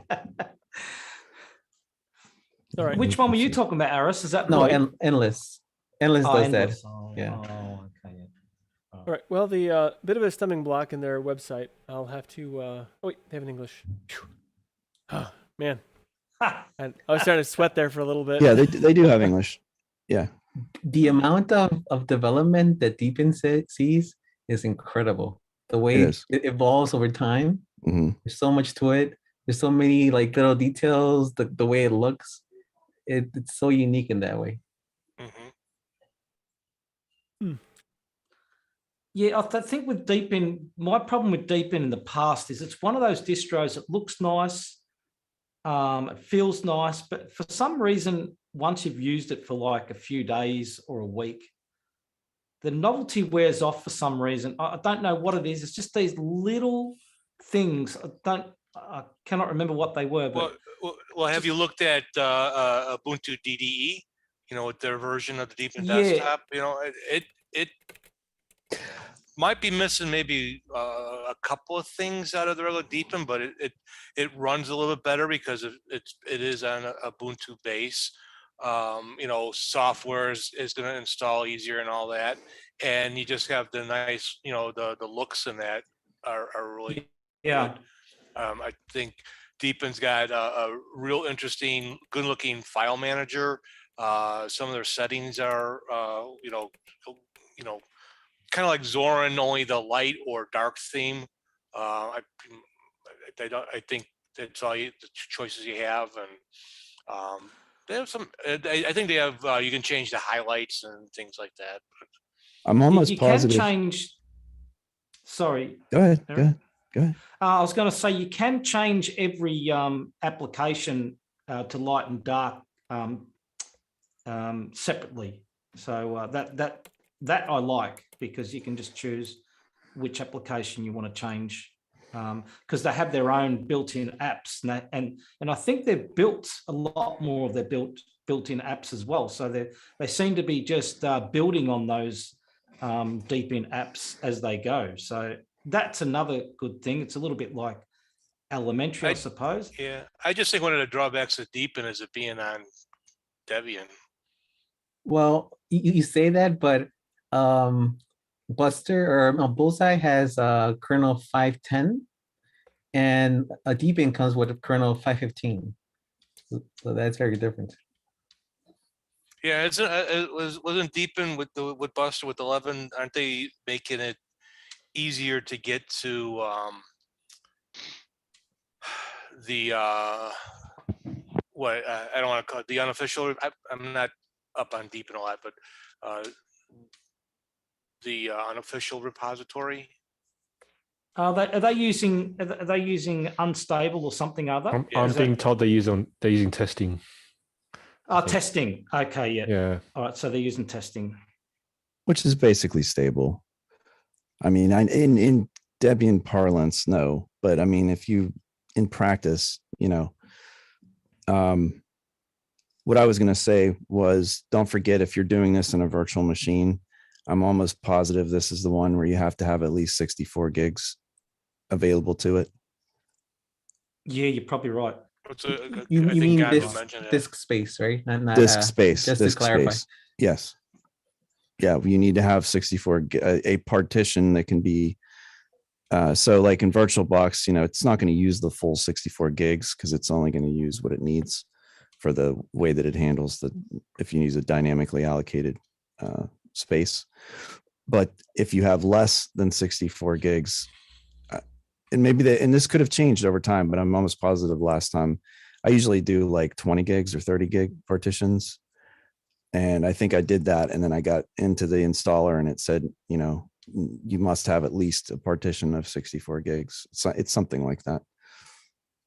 So one thing about testing Debian and stable is that stable is a priority for security patches and testing is not. So that's one thing to keep in mind, just as an FYI for everybody. Yeah. Okay. I'm going to try and dig up my test machine and do it on that instead. So we'll see how that goes. Yeah, I'm going to try to put it on, or I'm not going to try. I'm going to put it on bare metal and dual boot. It runs a lot better on actual hardware because there's a lot of graphical elements to it. So in a virtual machine, it's not as smooth. Cool. So I wanted to get to some. Sorry, Nate. Go ahead. Sorry, I started talking, but I was muted. The other thing somebody mentioned was Cutefish OS. And that's another one. They've had another release, and that is a good one to keep track on as well. I don't know if we've All right. tried that here. Have we? We haven't tried Cutefish? that. Maybe we should put that. Yeah. Let's put that on the docket. I should keep a list. Yeah, I'm pretty sure we haven't tried that one here. Is Cutefish to a point where you can actually use it though? They made some changes. Oh, you can use it. It's just very simple Well, at the moment, though. But I mean, Yeah, I mean, I was running it for a little while, but an update broke it. So I'd have to Okay. install it again. But I can't remember what happened with that. It was in VirtualBox, that one. I did have it on real hardware, but yeah, it's very simple, but it runs okay. So that was the Arch, but I think there's a couple of them. There was originally an Arch-based one, but I think there's now an Ubuntu-based one as well. Correct me if I'm wrong. I'm pretty sure there is. I don't know. Maybe there is. Anyway, But just food for thought. Let's put that on the list, and someone try and remind me next week about it. So, all right. I want to get to some interesting development in gaming, especially since we had Adam here. I don't know if I don't know if he read this or not. But did you see that there's now full NVIDIA DLSS support in Proton for Linux gaming? I did. That's pretty exciting for those who have the hardware for it. DLSS is pretty pretty transformative when it comes to performance in games. Like being able to basically what it does is it upscales content to higher resolutions, but it's not just a simple like standard upscale you see on like a TV or something. They take specific games and feed it higher res versions of itself. And so that the model they take a game and they feed the model with the game data, right? And the machine learning model, the deep learning model, then learns what it's supposed to look like at a high res. And then using that model, they apply it to the game. So you can run the game at, say, 1080p, right? And then apply a higher quality, as it's DLSS stands for deep learning super sampling. So it's taking an upscale of that deep learning data and giving you what looks very close and sometimes actually better than the original 4K image. So if you have like a 4K screen, but a machine that can't play the game at native 4K because of the performance, you can run at 1080p internally and have it upscale to 4K and it'll look amazing. And so if you have, say, like an RTX 2060 or 3060, you can run higher resolutions than you normally would through DLSS. And so having that in Linux is pretty big because especially right now, like it's kind of hard to get a hold of newer graphics cards, but if you can manage to get a 20 series or 30 series card then of 60 or higher, I believe, so 2060 and higher and 3060 and higher, then you can unlock that potential in there. It's pretty amazing actually. I've seen some DLSS stuff and I'm kind of blown away by it. AMD has a competing thing called FSR, is like a Fidelity Super Resolution or something, but it's not quite the same as DLSS. Yeah, I'm surprised they're working with Valve to make it work with Proton, or I don't know if they've been working with it, but I'm surprised they made that effort. That's pretty astounding to me. And also, the pun is Proton is gathering serious steam now, because the BattlEye support is also recently released, like of an early version of it. I don't know what games require it, but I believe PUBG is one that uses BattlEye. Also, Okay. Destiny 2 recently used BattlEye as well. And there are some others as well, but most of them I think have kind of fallen on the easy anti-cheat train. Okay. But there are a few that are on BattlEye definitely, and then there are the custom anti-cheats that, like, say, Riot uses for League of Legends and Valorant and whatnot. So those will probably never come, just because Riot's full of a bunch of interesting people. We'll put it that way. Fun people.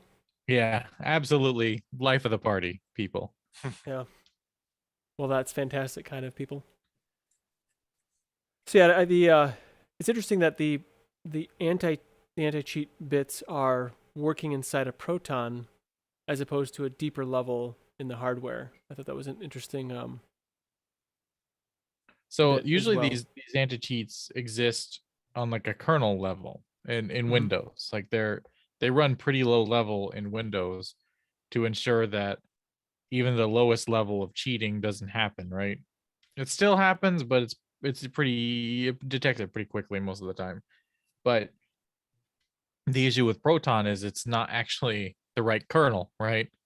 So they would have to build some kind of compatibility into Proton to sort of, I guess, mimic the Windows kernel calls and such. It's kind of, I'm not really entirely sure of the details on how that's working, but just what I know of Proton and Wine and what I know of the anti-cheat stuff in Windows, it's kind of a, so what do they call it now? A hard computer science problem? Yeah, it's kind of one of those things. Yeah, I'm not sure how people actually cheat in games, so there's that. It's usually programs running in the back injecting code into the game when they send it out, which is actually one of the reasons why cloud gaming is pretty awesome in that perspective, because you're not running the code on your machine, so you can't inject things into it. So like games on, say, Stadia or any kind of cloud streaming thing would be impervious to cheating because the code is running in their cloud, not on your machine. So is Stadia still operational? I haven't heard much about it. They just recently celebrated their 2nd anniversary. Oh. Well, I'm surprised. Color me surprised. I figured Google would have probably killed that one too. Yeah, not bad for a service that was supposed to be dead a year ago, right? Right. Yeah. I never tried it. But the fact that you can't get hardware probably helped it all this time. Yeah, actually, it's funny you mentioned that. I recently read a thread on Reddit about a lot of people switching from PC gaming to console gaming because they're like, I'm not paying $1,000 for a mid-range graphics card. And they're like, even with scalpers prices, I pay like $800 for an Xbox. They're like, it's cheaper than the graphics card, and that's negating the rest of the PC I'd have to buy. And they're like, it's just better to switch to console because the consoles are fast enough. If you can get a PS5, good luck. Well, you can get a PS5. Getting one's not the hard part. Getting one at retail is the hard part. Right. Yep. Which I'm not going to buy one. Yeah. So I thought it was interesting, all that. Yeah, it's pretty neat. I mean, it's awesome to see Valve, really pushing for it. And the Steam Deck is a lot of this, but also the Steam Deck has nothing to do with NVIDIA. This is just them trying to like, hey, let's just get parity, right? And the gaming parity is really close in a lot of ways on Linux and Windows. It's everything else that's not quite there.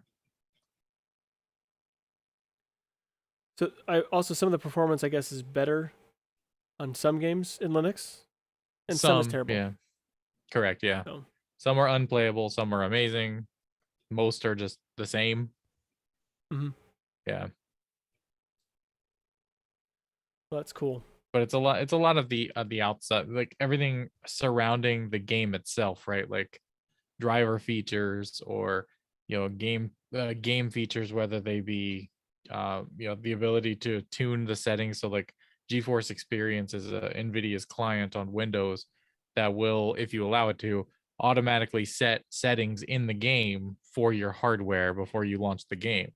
So if you have a certain processor and graphics card and all that, it can read that and then set the settings in the game so you get the best experience, even if it's not the max settings or whatever, right? So the idea is to take away the tedious thing of like, well, I set this and then I played for a little bit and set this and play, that kind of thing. It does that for you, and then you can just play.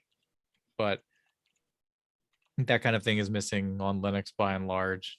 Obviously, everything outside of Steam is still up in the air, BattleNet's stuff, any EA Origin things that aren't launched through Steam. Obviously, Riot Games is huge. League of Legends and Valorant are some of the biggest games out there. Those aren't there. The Call of Duty games, because they're BattleNet, aren't there. So it's getting there, but there's so much around just gaming in general in Linux that's just not there. And while Valve is doing amazing work and the people there are just geniuses in this field, they can only do what they can with their platform. They can't affect everyone else unless they really push. And I don't see Activision Blizzard's got their own problems right now, but that aside, I don't see Activision Blizzard or Ubisoft or EA or any of these really like giving crap, right? It's right. It would take a lot of pressure. And Steam is big, but Steam is not as big as people like to think. Right. And also we found out the Steam Deck got pushed back by, was it a month, I think? Or A couple months, yeah. couple months. That's I think it's unfortunate. coming out in February, I was hoping for, a Christmas surprise, like Santa would bring it to me, but it's okay. Yep. There we go. All right, we're gonna close things up here in just a bit, but I did want to make a little bit of an announcement. I was in my head toying around how I was gonna say this, so I don't think I'll ever really craft it correctly. So here we go.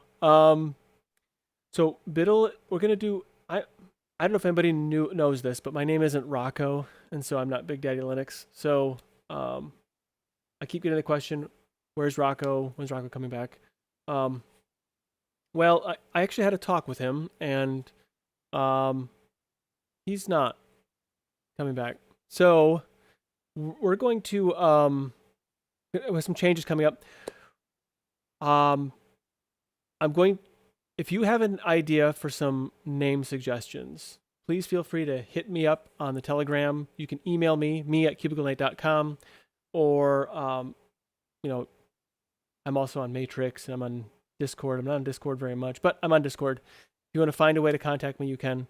So we're going to do a bit of a name change. So I'm going to invest in some new transitions and everything else.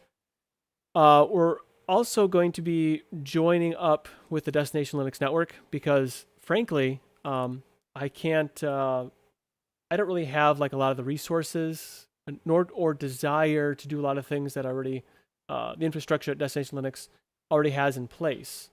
So I'm going to join up with them, and then also because I can't be reliable every week on doing this, I'm going to have a co-host. And you all know him. He's you've all seen his non-punchable face, or at least punchable face on the internet. So Steve's very own. He's going to pick up my slack and kind of help keep this thing going as well. And so all of you that have been involved, I thank you very much. We're probably going to expand the co-host thing as much as possible to for those that that can and are able and whatnot. So it's I want it to be less of a Nate thing, less of a cubicle Nate thing as much as possible, and I want it to be as much a cubicle, not just in the cubicle. I want it to be as much of a community thing, cubicle community, as possible, and I want to have as many people and a part of it as want to be. So, so the question is, who's going to pick up Steve's slack? So there's lots of people that are going to try to pick up his slack, but we all know that Steve can't ever be on time for anything. He'll probably be late to his own funeral. But we do know that he does have the bandwidth, he does have the technology, he does have the streaming infrastructure stuff in place already to do a lot of this stuff, and so that's going to be a thing as well. Is there? I don't know if anyone had any questions or thoughts that they want to fire out there or whatever, but yeah. So yeah, go ahead. I was just going to say that I'm obviously happy to volunteer and do anything I can. I'm Excellent. Not as dependable as maybe Steve is, and I given my situation with health issues and things, I'm not like 100%. I can't, right. Even if I just wanted to say like, oh yeah, I'll be there every week, like it's just, that's not the reality of my life. So I'll help in any way I can, and I'm very happy to hear that you are And for all the people that are going to ask about Rocco and everything, there's nothing for us to say about that. I don't think it's worth, people continuing to ask about that. It's his decision and he's made it. And that's just, we have to respect the fact that that's what he wants to do. And it's not because I don't think it has anything to do about like he doesn't like us or doesn't want to be in. I think he just has a different thing, happening in life right now, and that's just the way life is, and we have to respect that and his privacy and his wish to, to carry on. And he has graciously said, to Nate, here, take this and make it with what you will. So I appreciate that people are curious, but I just want to say that I saw the emails, I saw the questions as well. No one has an answer for you, so it's not worth. So you can stop asking. If I could add something to that. Oh, sorry. No, go on, Eris. Oh, You thanks. first. I was gonna say, if you notice, Rocco didn't talk about himself very much during the show. Right. So I think it'll be good if everybody respect his privacy and not speculate. Yeah. And he's just, and I guess it's all been said here. He's in a different place in life right now, and he did say that he's willing to, when he's ready, he's willing to come back and be a part of the chat, be a part of the talk. But that's just that day is not today. So, but yeah, Rocco's a great guy, and I wish him the absolute best in everything he's doing. He was very gracious in allowing me to continue, pick up the torch, as it were, and continue doing this. And the reality is, none of us are going to do anything forever. And so, which is why it's important for me to make this a community event, a community endeavor, and not a Cubicle Nate endeavor, because, I'm only so reliable, which is just a smidge better than Steve, but it's, well, and I think the other thing that has been missing is because we're just we had felt that there was this sort of limbo, right? Like it was still what it was, and nobody has moved it in any direction. Nobody's changed it. And I think what's important is this allows everyone involved to move forward and do things like, if we're going to pick a distro, let's be more organized about it and invite the people who maintain that distro to come in and talk to us or be a part of the stream. Say no. Well, they might say no, but you at least give them the opportunity, right, and let them know that it's happening, or and just to be sort of, I guess I would say the BDLL, when it was at its at its best, it was good conversation. It was a lot of interaction, but it was also very informational. It was very helpful. I know when I was just getting started again in Linux after not having used it for a while, it was great to come on and be able to see all these different opinions and different users, different people, and the credibility aspect of having those guests on from the different distributions and stuff like that. So I think with Nate's, careful attention to this, and then with those of us who want to pitch in and help whenever we can, I think this could be a wonderful thing. It's always been a wonderful thing, but I think it can continue and perpetuate itself, like Nate's saying, instead of it just being tied to one person, becomes more of its own thing. So a community effort. I mean, something that everybody can be proud of and be a part of. Right. So I think you hit the nail on the head, Nate, when you said nothing lasts forever, and that's true. I mean, life does take you in different directions sometimes, whether it's family or we're all got family and kids or whatever. It can take you in a different direction at any time. So those things happen. Right. And I think Rocco done an amazing job with this platform. Nate, you've done an amazing job transitioning to where we are now.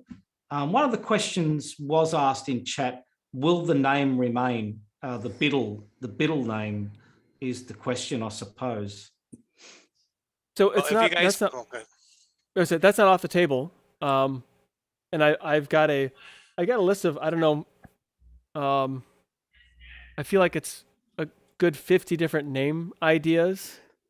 And the problem with the BDLL is there's some challenges with it and trying to make something fit. It's really square peg, round hole. I mean, if you come up with something that's like really awesome, please share it. You know, you can do it publicly on the BDLL community. The community is going to continue to exist. I'm not changing the Telegram. It'll get a name change, but it's still going to be the same community group. We're just kind of shifting, reducing the load on me a little bit, and I'm going to use some more of the. I'm already using a lot of Destination Linux assets as it is. I'm just going to use the rest of them. So there'll be the discourse forum in there. It can be with all the rest of the shows that are part of it. You know, it's a really big and thriving forum that's there. And I've actually several times people have told me that Telegram chat is just really hard to keep things going like that, to like have a discussion about a specific thing. And then also it's it's great for short form discussion, but long form discussion is really hard, which is why we had the Big Daddy Linux discourse forum previously.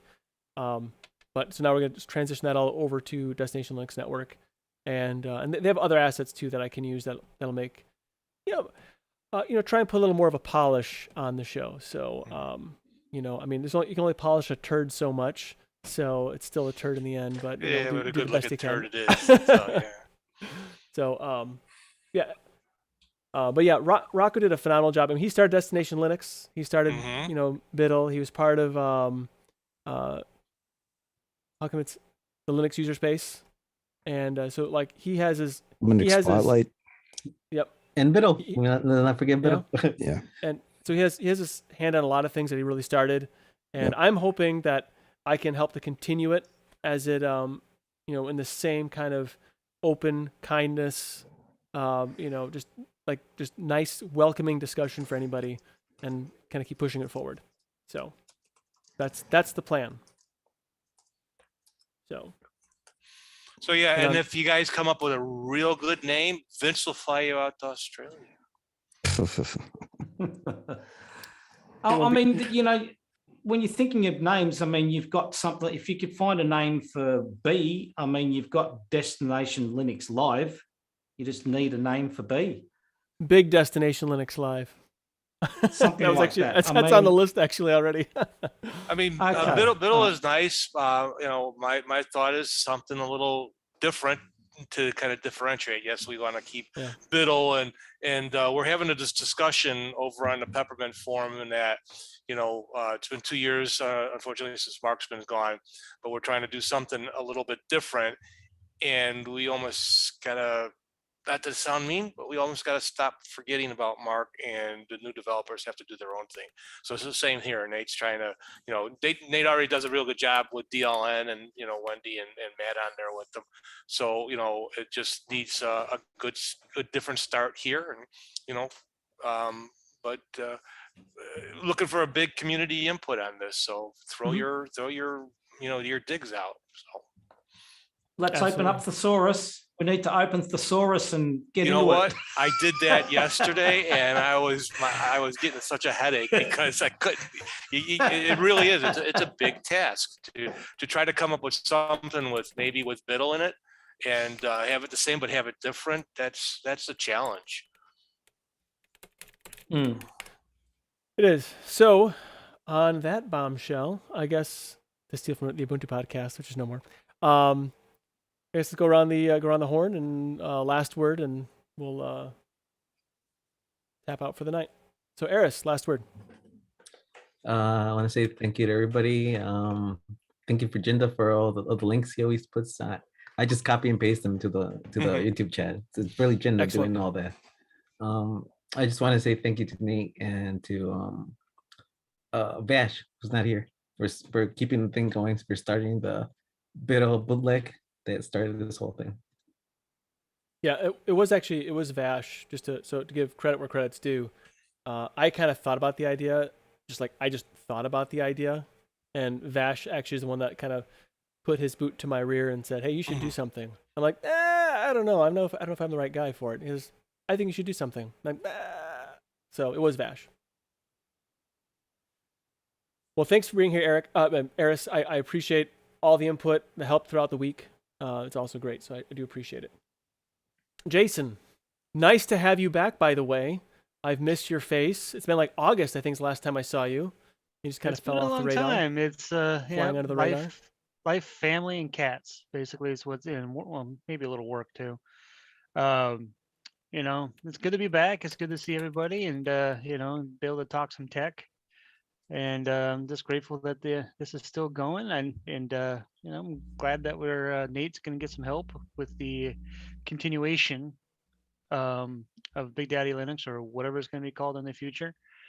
But it's not, nothing's going to change other than the name. We're all going to be here, same community, same great people, great conversations, and it's just good to be back. Excellent. Well, hope to see you next week, Jason. No pressure. No pressure. If you can't, you can't. No pressure. But I'd like to see it, but no pressure. Steve. Sir. Well, I want to thank you, Nate, for kind of being in my corner. I want to send a thank you out to Ryan and Michael, who, when I received the email, just kind of blew me away and helped make a week that was kind of starting out really good anyway. So I hope I can do this justice for Rocco and all, and help you out the best I can. So I want to thank everybody for their support. Excellent. Well, I'm glad you didn't say no. I wasn't nervous though, not really. But can I say I'm glad you, Nate? Yeah, you would. So, anyway, thanks for being here, and I'll be probably hitting you more up on the telegrams and whatnot. So, Colin, last word. Right. Well, last word. First of all, I'd like to thank Rocco, and I hope he's doing well, and I hope he's healthy and his family's healthy, and he's enjoying life. So, thanks, Rocco, for starting this, and Nathan, or Nate, thanks for transitioning this over and continuing this. And whatever it is, whether it's a complete name change, whether we keep the same name, it doesn't really matter. We're all here discussing Linux, and that's the most important thing of this community that we have going here. So anyone who's helping in the background here, thanks very much. My contribution is just turning up. It's an important piece of the contribution, Colin. If nobody turns up, there's no point. That's true. So, but yeah, I enjoy being here. The discussions are always good. So, and Steve, thanks for taking on the task. And I think that's a great, it'll be a great contribution. He already does a good job with his own Sunday Linux thing, which I never have a chance to watch because I'm always going to bed to do that silly thing called work. Yeah.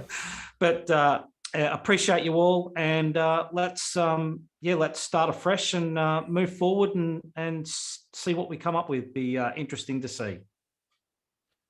Yep, it'll be interesting for sure. So thank you, Colin, for being here. Your continued presence has been awesome. Jinda, last word, man. Oh, well, thanks everybody, and it looks like it's going to go in a better place. And Nate, thanks for putting up with me and everybody else, and we'll see you guys next week. Well, it was a little bit stressful this time, but I got through it, so don't worry. Totally fine. I won't lose a wink of sleep, I promise. Adam, Mr. Grubbs. Hey, thanks for doing this, because man, I don't know what I would have done. I probably would have just sat there with McGee. So it's a good use of my time. So thanks for putting this on. You guys take care. Thank you very much for being here. I only sort of read the gaming articles just to have something to kind of maybe throw in your court. So it's nice for you to actually, pick up my slack. Just like Steve's gonna have to do. You can't do everything. No, I can barely do what I can. Eric. My other huge support in all things. Yes, I've been failing you lately.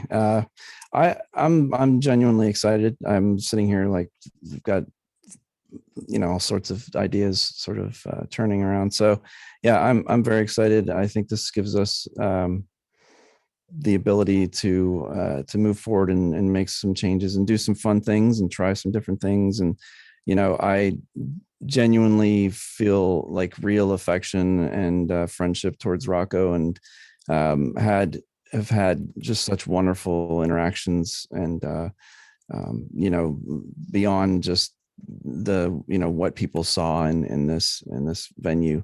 You know, if for anyone who ever had the opportunity to talk to him, and you know, I mean, that's who he was. That's why he was so charismatic, because he just is a good person. He's just a kind, warm person. And I love that he put this together, but you know, it's life has taken him in a different direction. And so I think the important thing is that we've taken the time to honor him and to say thank you. And at the same time, we've also recognized that this is now, you know, going to move in a different direction. I think that sort of frees us up a little bit to start thinking in a different way, you know, and sort of maybe try some interesting things or things that we just haven't done. So Yep. I'm excited.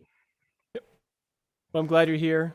It's always better when you're here, because it is. I know, and I'm a weenie. I mean, most of the time I'm around. I'm just tired or something else comes up. So I understand. Understandable.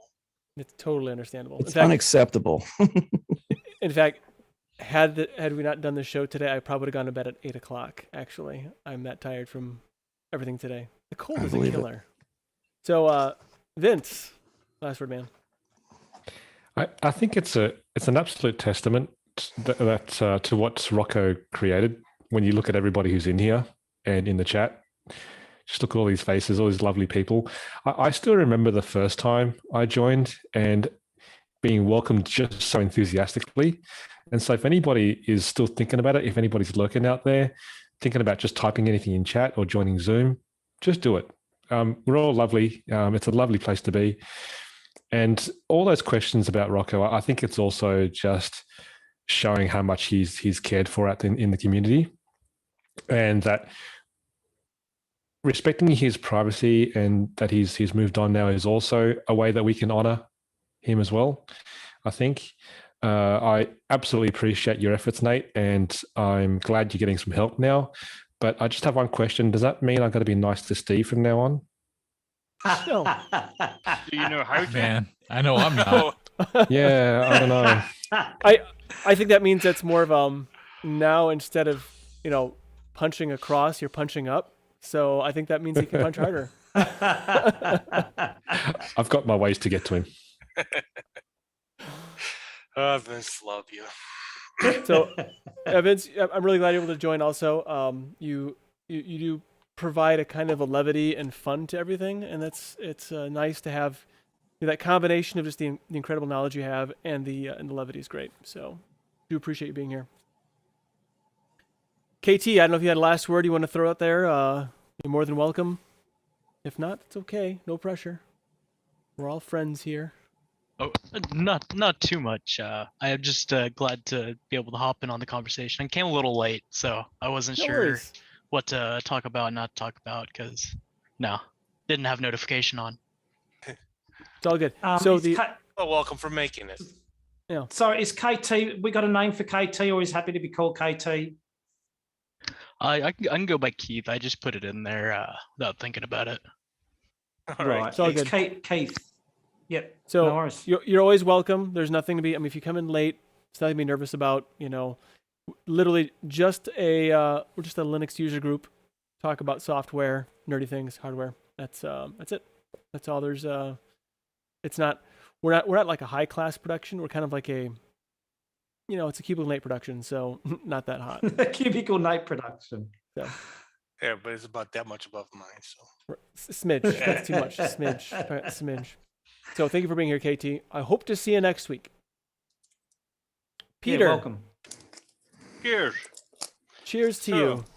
So truth, Biddle had been going for a short while when I found out about it and joined.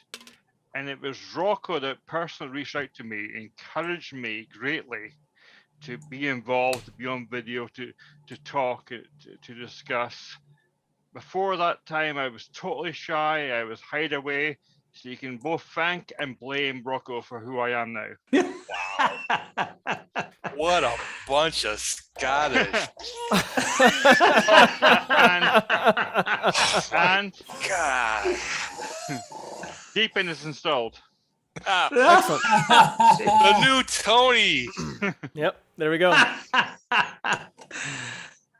Well, Peter, similar. Rocco actually reached out to me directly. I was actually I was in it was a mumble room for I want to say it was Ask Noah show. It was years ago in 2018, and he personally asked me to join, and I'm like, and so I watched a bunch of shows. I'm like, golly, I'm not smart like these people. I don't know if I can hang with them. And I was actually pretty nervous being on too initially. Now I don't care now. Actually, I still get butterflies before we start because I'm like, oh, is something gonna break? Am I gonna make it? Is my internet gonna go down? Stuff like that. But so yeah, excellent. Glad you're here, Peter. And I don't care if you're late. Better late than never is what I always say. I was enjoying my meal. So. There you go. That's important. And family comes first. You gotta take care of the family. Got to do those things because they're the ones you're kind of accountable to, not accountable to a bunch of nerds on the internet. So there you go. All right. So I just want to, we just had Thanksgiving. Tomorrow, Destination Linux is going to do a show about what they're thankful for in the open source community, which is funny because we, in the last episode of DLN Extend, we also did a show about what we're thankful for in Linux and open source. And a lot of it kind of revolves around the community and the people that you get to interact with that are super helpful. And I can personally say I'm thankful for Rocco for pulling me in November of 2018 to be a part of BDLL. It actually really changed a lot for me as far as the things that I do. I mean, I wouldn't have got to know Eric and Adam and everyone else here because of those early times on BDLL and in a time in my life when I really needed it. And so I kind of hope that I can be here for people in a time in their life when they really need it too. So here we are. If you want more things on me, you can go to cubicleinate.com. I got a bunch of stuff up there. I did some playing in DOSBox recently, so that's kind of fun if you care about such things. I want to thank you all for joining in both the Zoom meeting and the YouTube stream. I want to thank Rocco for starting the BDLL community and everyone who's helped me behind the scenes, here. Thank you very much because you helped me to put on this conversation.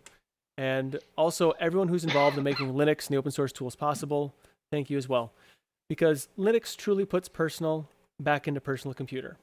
So until next time, see yous. Bye, y'all. Bye, everybody. Bye bye. Das vidanya. Auf Wiedersehen.